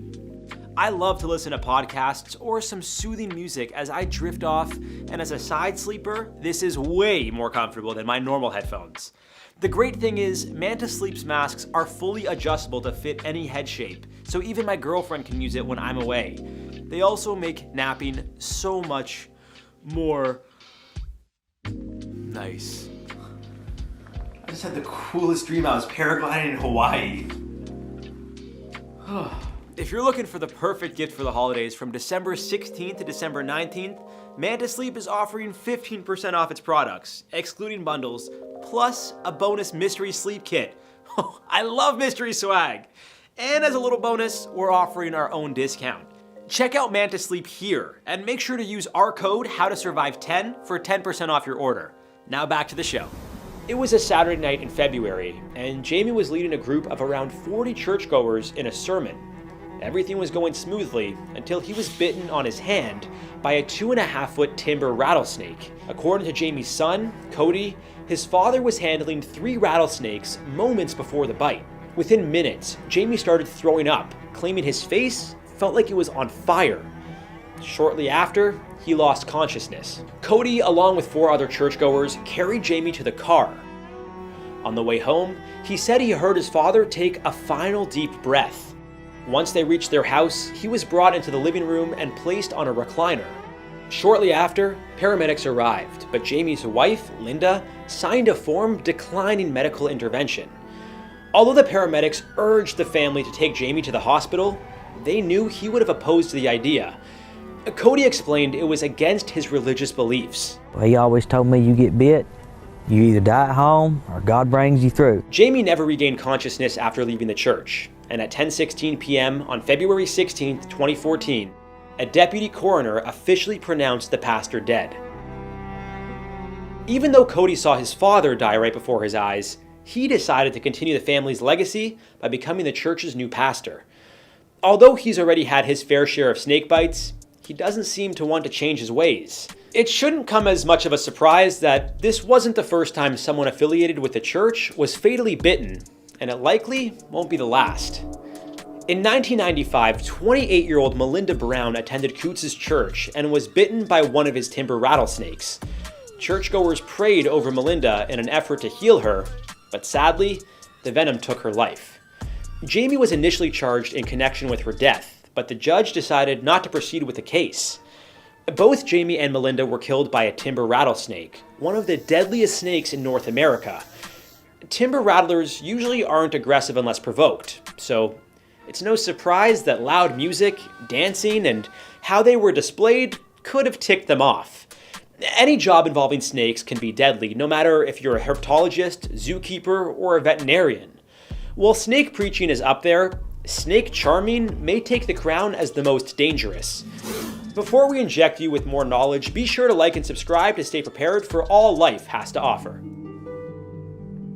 In ancient Egypt, snake charmers were known for treating snake bites and informing citizens about the reptile's relevance to the gods. But snake charming really took hold in India, evolving into what has become a form of street entertainment and a sacred practice. Hinduism specifically emphasizes snakes as part of its culture. The Naga are described as half-human, half-serpent gods, so naturally, those who could control or charm snakes were closer to the gods. Snake charmers were also seen as medicine men.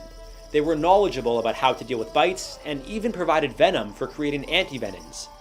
The practice eventually spread to nearby regions in North Africa and Asia, but snake charming as a form of entertainment really took off in the 1900s. Governments promoted the practice to increase tourism, and performers were sent overseas to perform at cultural festivals. That is until 1972, when the Indian government banned owning or selling snakes after the creation of the Wildlife Protection Act. By 1991, snake charming was banned altogether in India.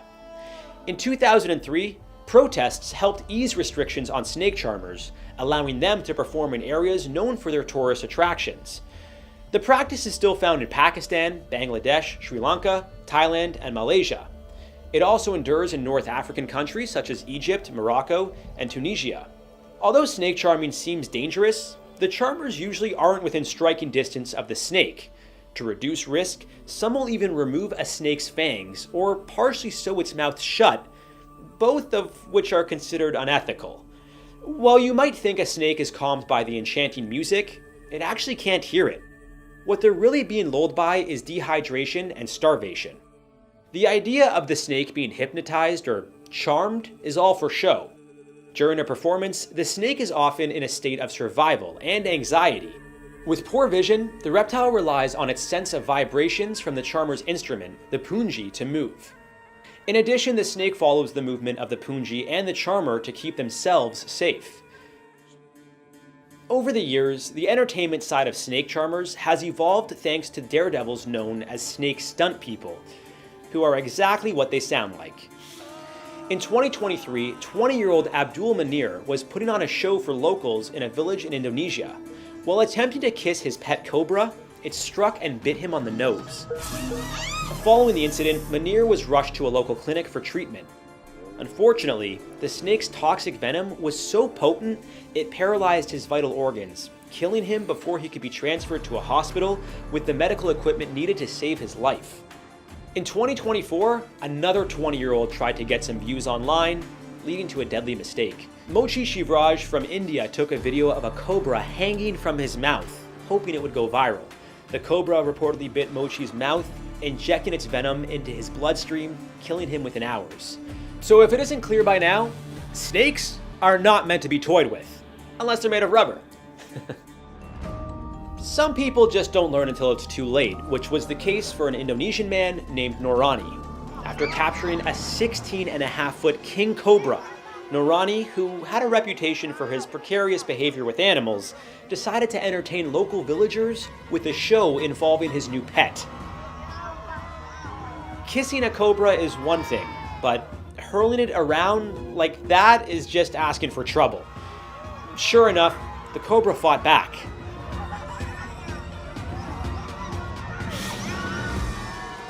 Thinking that the show must go on, Norani pulled the snake off his arm and continued as if he wasn't possibly just injected with deadly venom. While smiling, he then started tapping the snake on the head as a form of punishment for its unruly behavior. But once again, it got the best of him.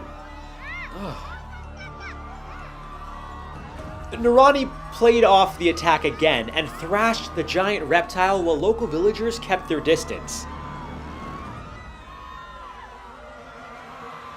Later that evening, the showman started to feel ill and went to a local hospital where he was given an anti-venom. Unfortunately for him, it was already too late. Not all those who work with snakes do it for the thrill. Some are simply trying to help their community. Like Jeremy Brooks, who is trying to remove one of Australia's most venomous snakes, an eastern brown snake, from a childcare center. Not a licensed snake catcher, he's been called by a relative and asked to help remove the snake from this childcare centre near Townsville. The eastern brown is the second most venomous snake in the world, and the capture went very wrong. Unfortunately, in this case, Jeremy Brooks lost his life after being bitten by the snake 3 times. Instead of going to the hospital, Jeremy had his wife treat his wounds. Shortly after, he went into cardiac arrest and died. As tragic as this is, even those who catch snakes professionally still run a tremendous risk. Of course, there are tools and techniques to keep safe while removing snakes, especially venomous ones. Most will wear thick gloves, protective clothing, and use tools like grabbers or hooks. Others who feel comfortable enough may try catching them with their bare hands. And if you work in the industry long enough, you're guaranteed to have the scars to show it. Riki, an amateur snake catcher from Indonesia, experienced one of his first bites on the job while being guided by a senior animal rescuer. After receiving a call about a 5-foot-long snake hanging around a family's kitchen, Riki and a colleague came to help. Riki was bitten twice before successfully catching the unwanted visitor. The snake jumped at me. My hands were in front of my chest since I wanted to move to catch it. That was when it first attacked and bit my hand. I'm still just learning to catch snakes. Thankfully, it was just a green vine snake, which has weaker venom than most, but Riki still felt its aggression and had the scars to show it. Vava Suresh is another Indian snake catcher who was called to extract a dangerous guest. This time, it was an 8-foot-long king cobra from a family's garden. See? This is why I don't garden. The cobra struck him before he eventually got it in a bag for safe removal. It was able to inject its deadly venom into Suresh's knee, leading to a hospital visit. The good news is that Suresh knew exactly what to do. This wasn't the first time he had dealt with a snake bite. He has reportedly survived over 300 venomous bites throughout his career. I mean, wow, talk about perseverance. This guy is a beast. He tied a cloth around the infected area to help prevent the venom from spreading. Although Suresh's condition worsened in the hospital, he was able to fully recover. I'm good at admiring snakes from a distance. They're beautiful creatures, but I'm more of a dog guy, I'd say. But you may not always see a snake before it's too late, especially for those living in Asia, where venomous snakes like cobras, kraits, and pit vipers run rampant. From a friend's barbecue to your office, and even laying in bed while trying to catch some sleep. Ugh. Okay, time to cancel my Airbnb in Thailand. So if you're heading into snake country, be sure to educate yourself about all the deadly varieties you might encounter. Even if they look tiny and harmless, like this krait, don't underestimate the terrifying power of their venom. Trust me, this guy learned the hard way.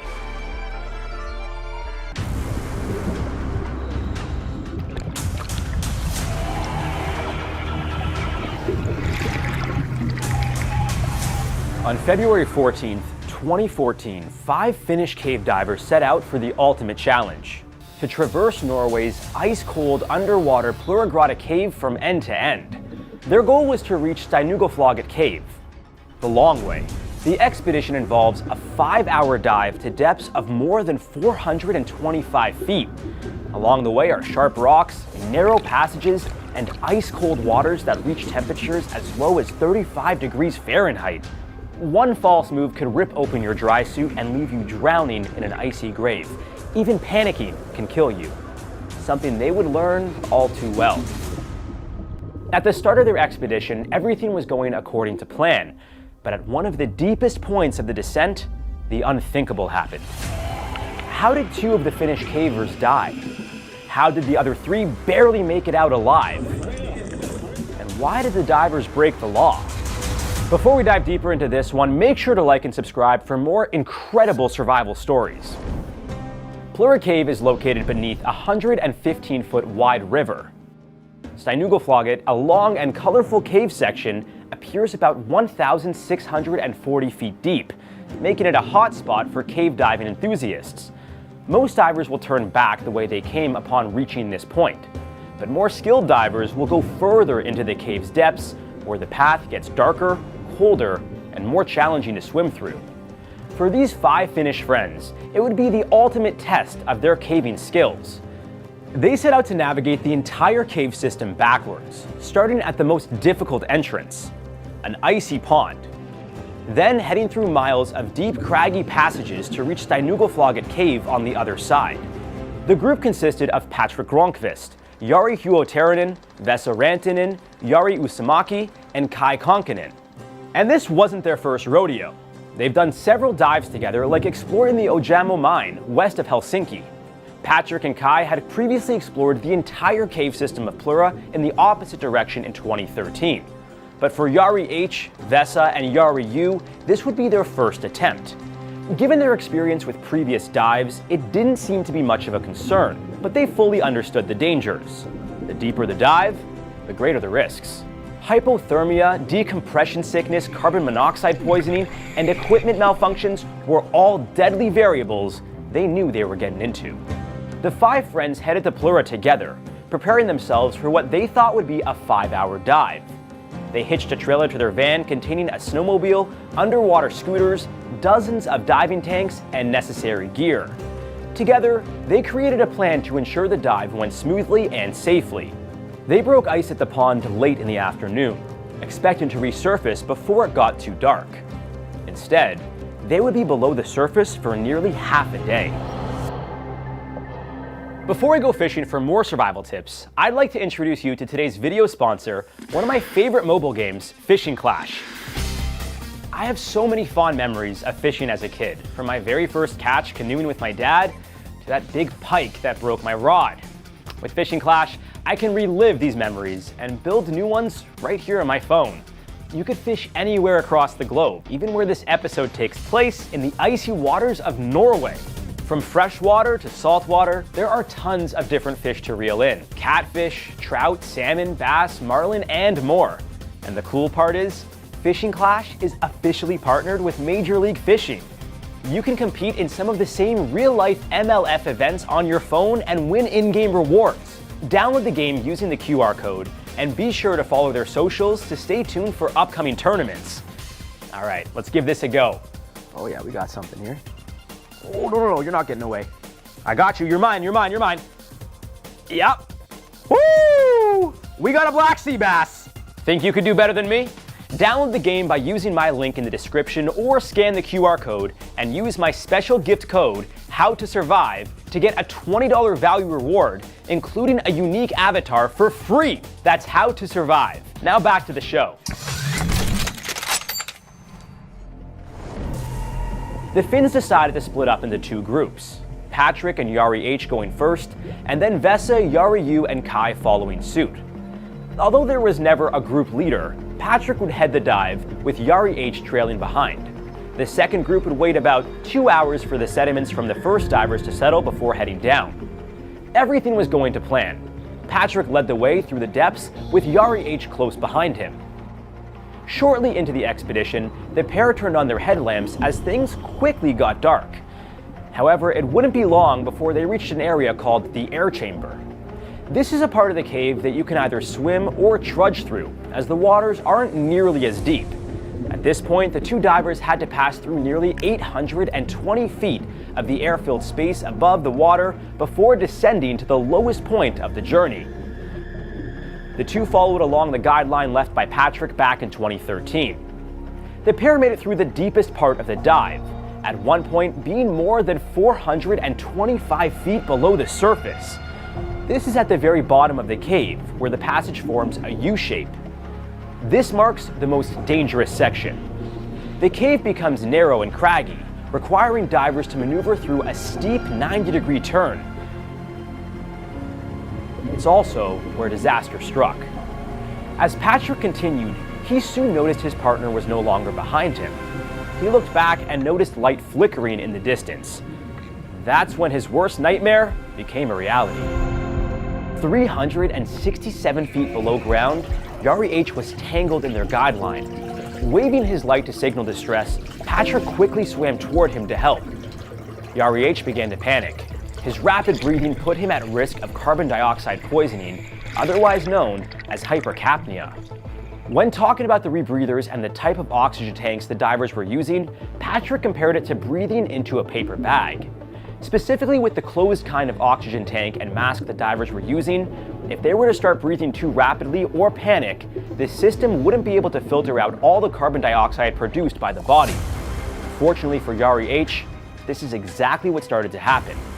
Patrick moved quickly, switching Yari's mouthpiece to deliver fresh oxygen, but this was a fatal mistake. Sadly, in a state of shock, Jari helplessly started swallowing the ice-cold waters of the cave.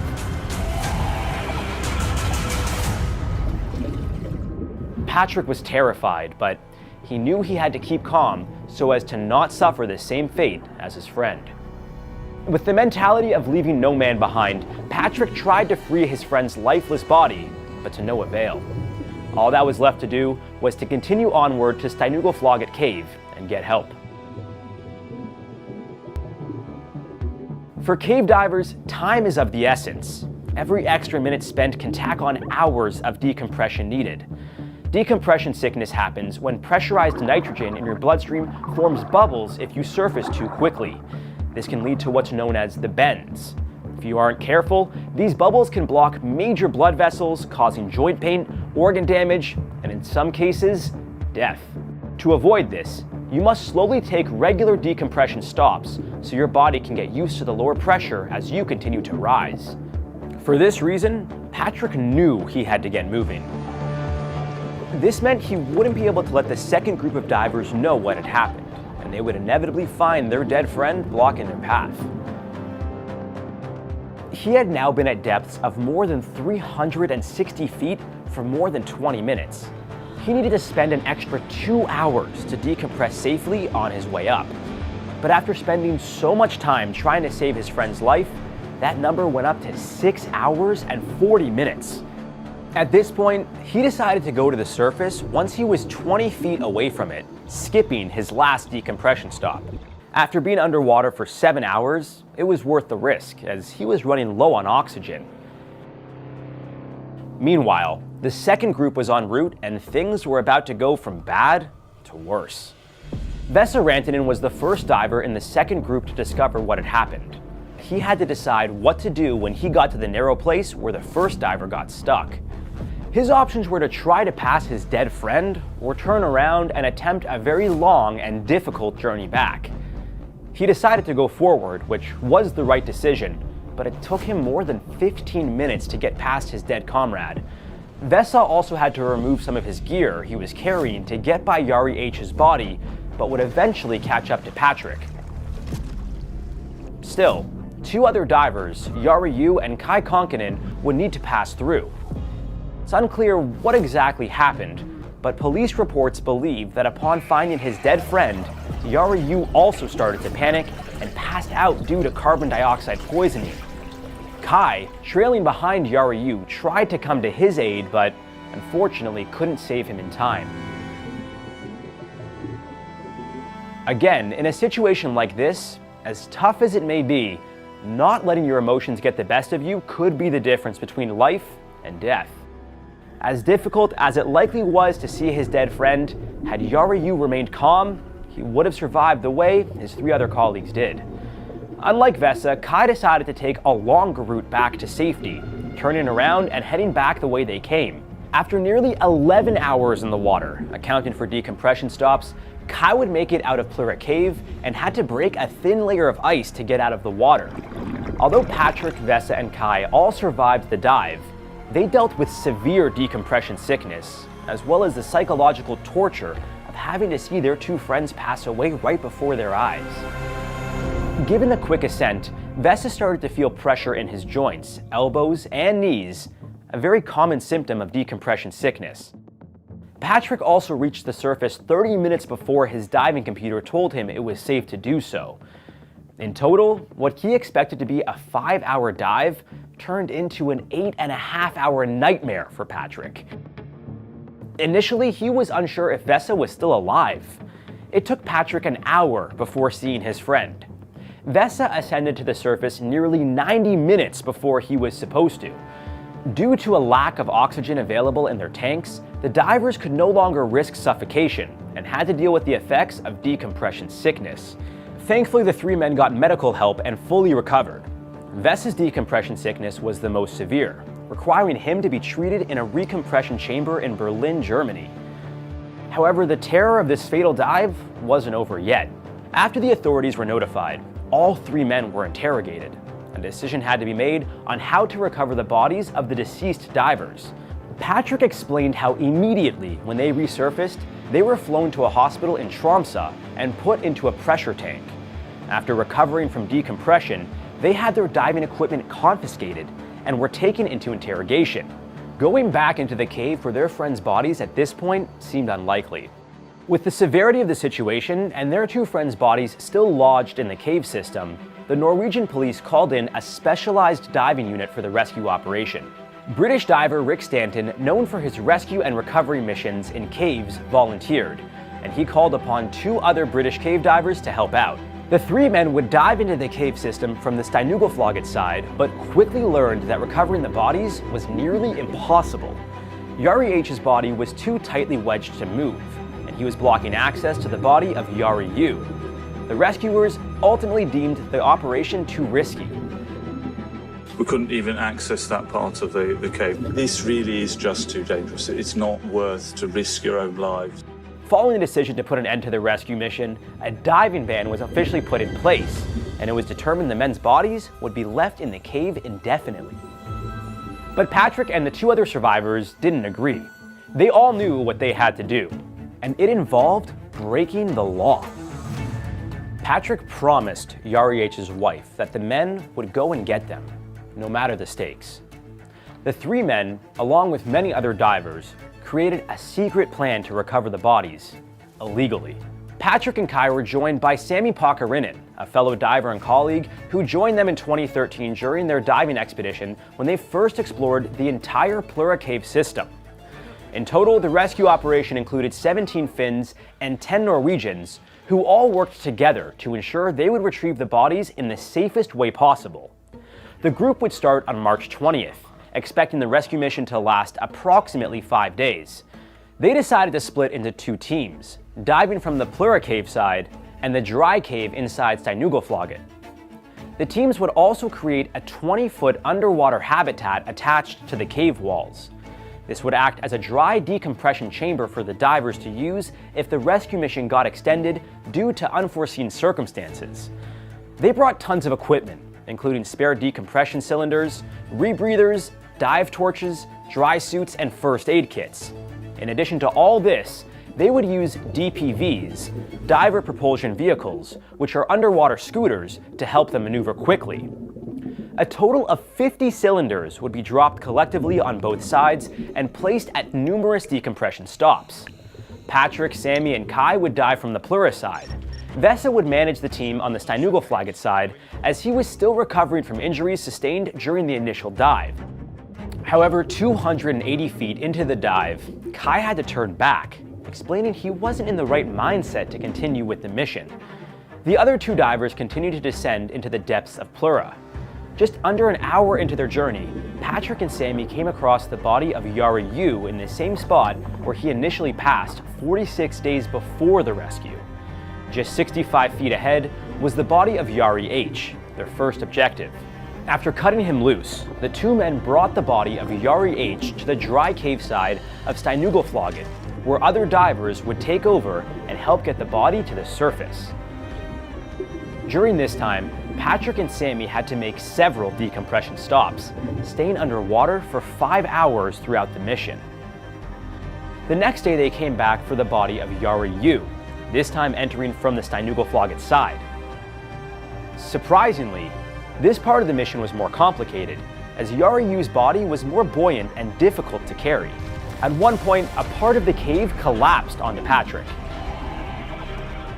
Thankfully, they were able to retrieve both men's bodies successfully, and despite breaking the law, they let the local authorities know about their rescue mission.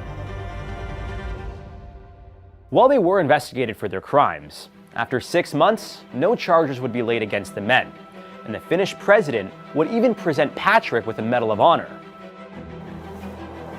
The cave reopened to the public in March of 2014, just days after the recovery. With these cautionary tales in mind, if you're planning on cave diving, you should always ensure you have 2/3 of your air supply available for resurfacing. If the cave is deep and long, you should also use a continuous guideline to the surface. And whatever you do, don't go diving in any cave without training, and always go caving in numbers. Although it may not guarantee your survival, it can help increase your chances, especially if you're venturing into the world's deepest cave.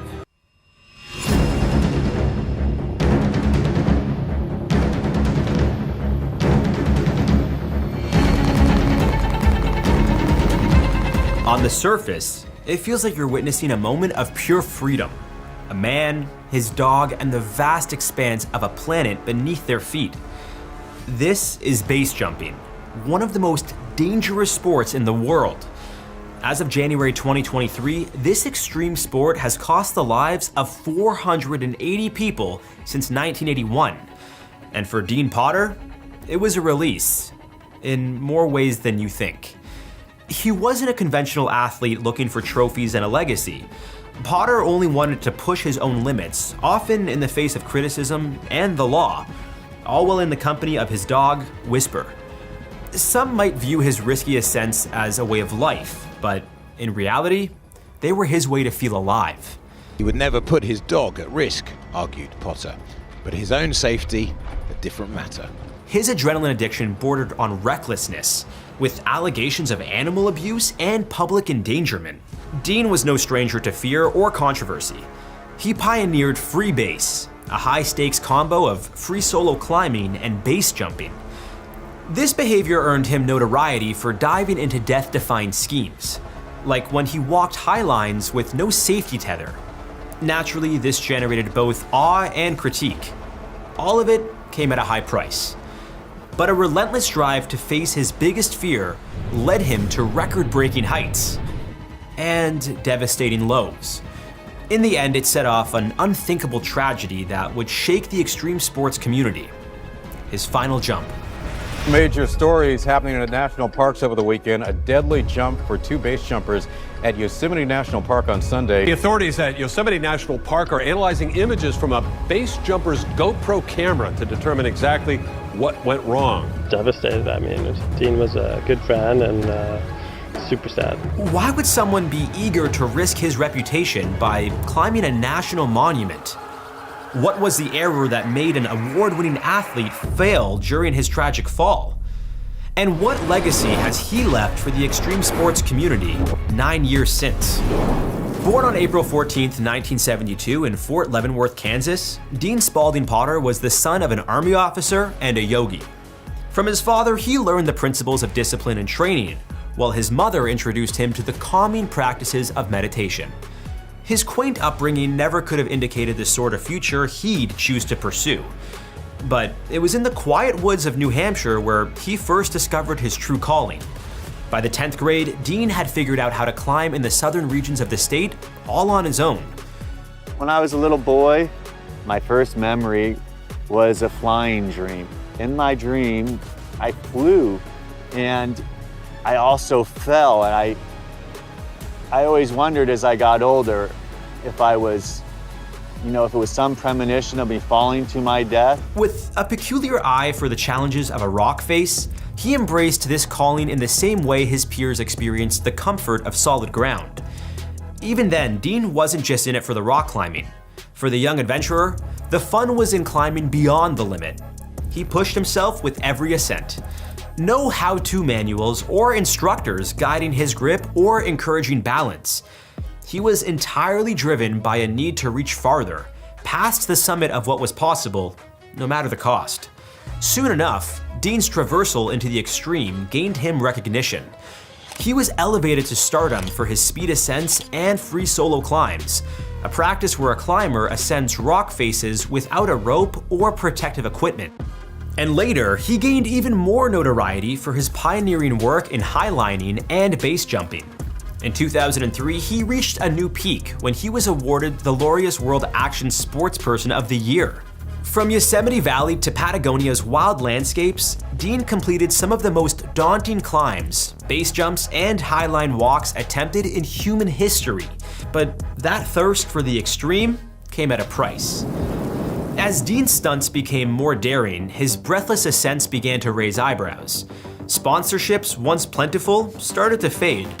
The blurry lines between genius and insanity became less visible with each new slab of rock he hastily scrambled upon. Soon enough, controversy clouded his reputation.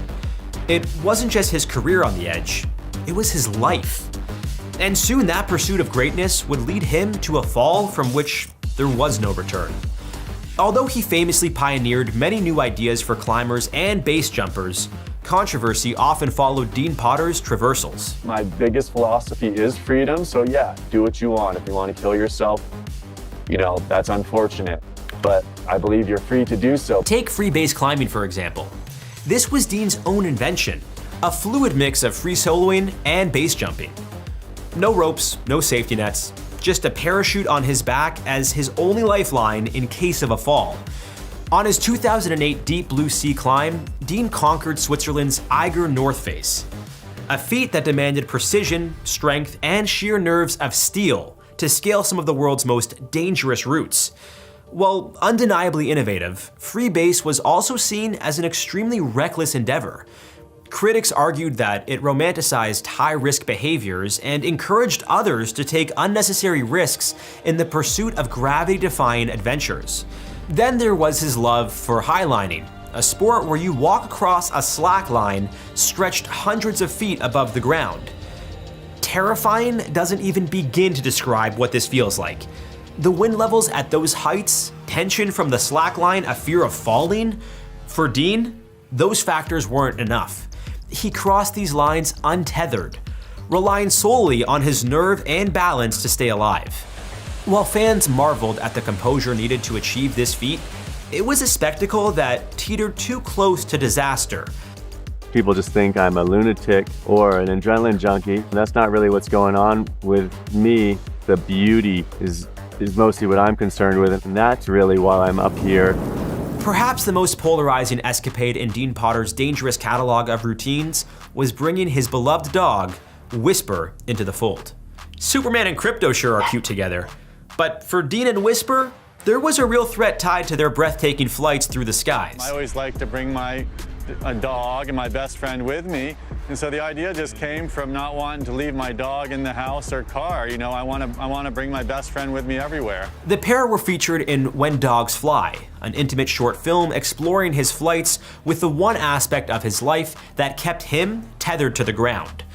Fortunately, Potter did take some safety precautions by using a specially designed harness for these flights, revealing a more rational side to the increasingly risky daredevil. I know the truth now. I know there's more than that fantasy of like, oh, we'll fly together. There's also, oh, we could die together. Despite Dean's assurances, fans and animal welfare groups alike questioned whether he had gone too far, raising concerns about safety and ethics regarding elements of these extreme stunts with Whisper. The presence of animals in sports has always been a topic of debate, and organizations like the Canadian Veterinary Medical Association offer guidelines that help define the ethical and legal lines surrounding the use of animals. Due to the nature of base jumping and its inherent danger for even humans, the CVMA and similar bodies frown upon this sort of extreme stunt. The controversy that truly shook Dean's career came in May 2006, when he free-soloed Delicate Arch in Utah's Arches National Park. Though there were no laws explicitly prohibiting the climb, it was one of those things everyone knew not to do. Everyone except Dean, of course. Many saw it as an act of defiance against the ethical norms of climbing, deeming it a potential threat to the fragile sandstone formation. The backlash was swift and severe. Much like a slip-up 500 feet above the ground, it looked like it would be fatal for Dean Potter's career. His actions resulted in a blanket ban on climbing any of the arches within the park. Meanwhile, Patagonia, one of Dean's biggest sponsors, called it quits, stating that they had no prior knowledge of the climb and found it to be inappropriate. Potter responded by condemning the narrative surrounding his climb as a publicity stunt. Before we jump off the edge, if you're enjoying this episode, please like and subscribe for more incredible survival stories. And, well, stories that don't end in survival. So, what drives a person to take these kinds of risks again and again? Some might call it insanity, passion, or sheer balls of steel. But psychologists have a different answer. By studying extreme athletes, data points to inherent traits like high sensation seeking, a craving for intense experiences, and a reduced sensitivity to fear. People like Dean often experience a heightened sense of reward when overcoming danger. For them, the rush of survival offers a feeling like nothing else a regular life could provide. It's one that outweighs the fear of failure or even death. It may be tempting to imagine that Dean was just a guy with abnormal adrenaline needs, but that's far from the truth. No, Dean definitely felt fear, and I think that's what made his climbing and his base jumping so impressive, was that, you know, he cared so much about his arts that he was able to overcome that fear. He often spoke of connecting with nature and feeling small in the vastness of the world. In a way, his most dangerous stunts weren't acts of defiance towards naysayers. They were acts of reverence for nature and the limits of human exploration. For Dean, his refusal to compromise exposed the costs of his drive. Broken sponsorship deals, strained relationships, and a complicated public image were all consequences of who he chose to be. This all ultimately led him down a path few could follow or understand. One that spurred what would be the biggest stunt of his life, and sadly, his death. On May 16, 2015, as the sun sank into the picturesque background of Yosemite National Park's skyline, Dean Potter and his close friend Graham Hunt stood at the edge of Taft Point, a 7,500-foot spread elevated above the ground that's nearly 3 times the height of the world's tallest tower, Dubai's Burj Khalifa. The plan here was simple: a wingsuit flight with one goal: threading through a narrow notch in the ridgeline. A famous stunt in the sport of wingsuiting called proximity flying that only the most professional athletes attempt. For Dean and Graham, it would require perfect timing and precision to pull it off. To document the occasion, Potter's longtime girlfriend, Jen Rapp, held the camera. With Whisper by her side, this felt like any other day in the life of Dean Potter. As he and Graham prepared, skies faded to gray in anticipation of the darker events about to unfold. They decided to jump at dusk, a quiet hour chosen by base jumpers to evade the hawkish gaze of park rangers. In Yosemite, this was illegal. But for Dean, it was nothing new. Both men jumped separately, but around the same time. As they leaped into the abyss, silence swallowed the entire canyon. This time around, the edge was too sharp. The route required soaring through an extremely narrow gap with a margin of error that was too small for even the greatest flyers. Their spotter waiting nearby heard a distant muffled sound, perhaps tangled parachutes, or something far worse. Radio calls were sent out with no response. Soon enough, they knew that something had gone terribly wrong. The next morning, the bodies of Dean and Graham were found in a rock outcropping below Taft Point.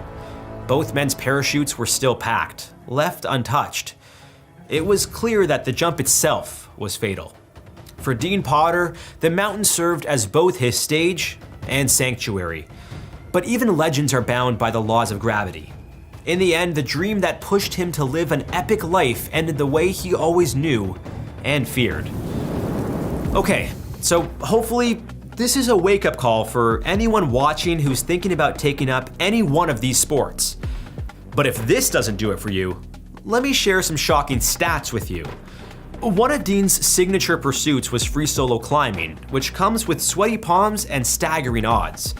Roughly 1 in every 2,000 climbs ends in death. Now, that sounds a little low, but consider this. Professional climbers don't tend to sit and stay idle for too long. They make hundreds of attempts every year, so the risks compound faster than you might imagine. Falls account for 43% of these fatalities. Avalanches claim 34%, and the rest? Unpredictable factors. Believe it or not, heart attacks and sudden weather changes account for 23% of the deaths that occur among free solo climbers.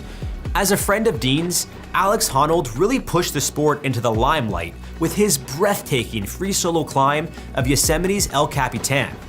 And then there's base jumping, which has always been a dangerous pursuit.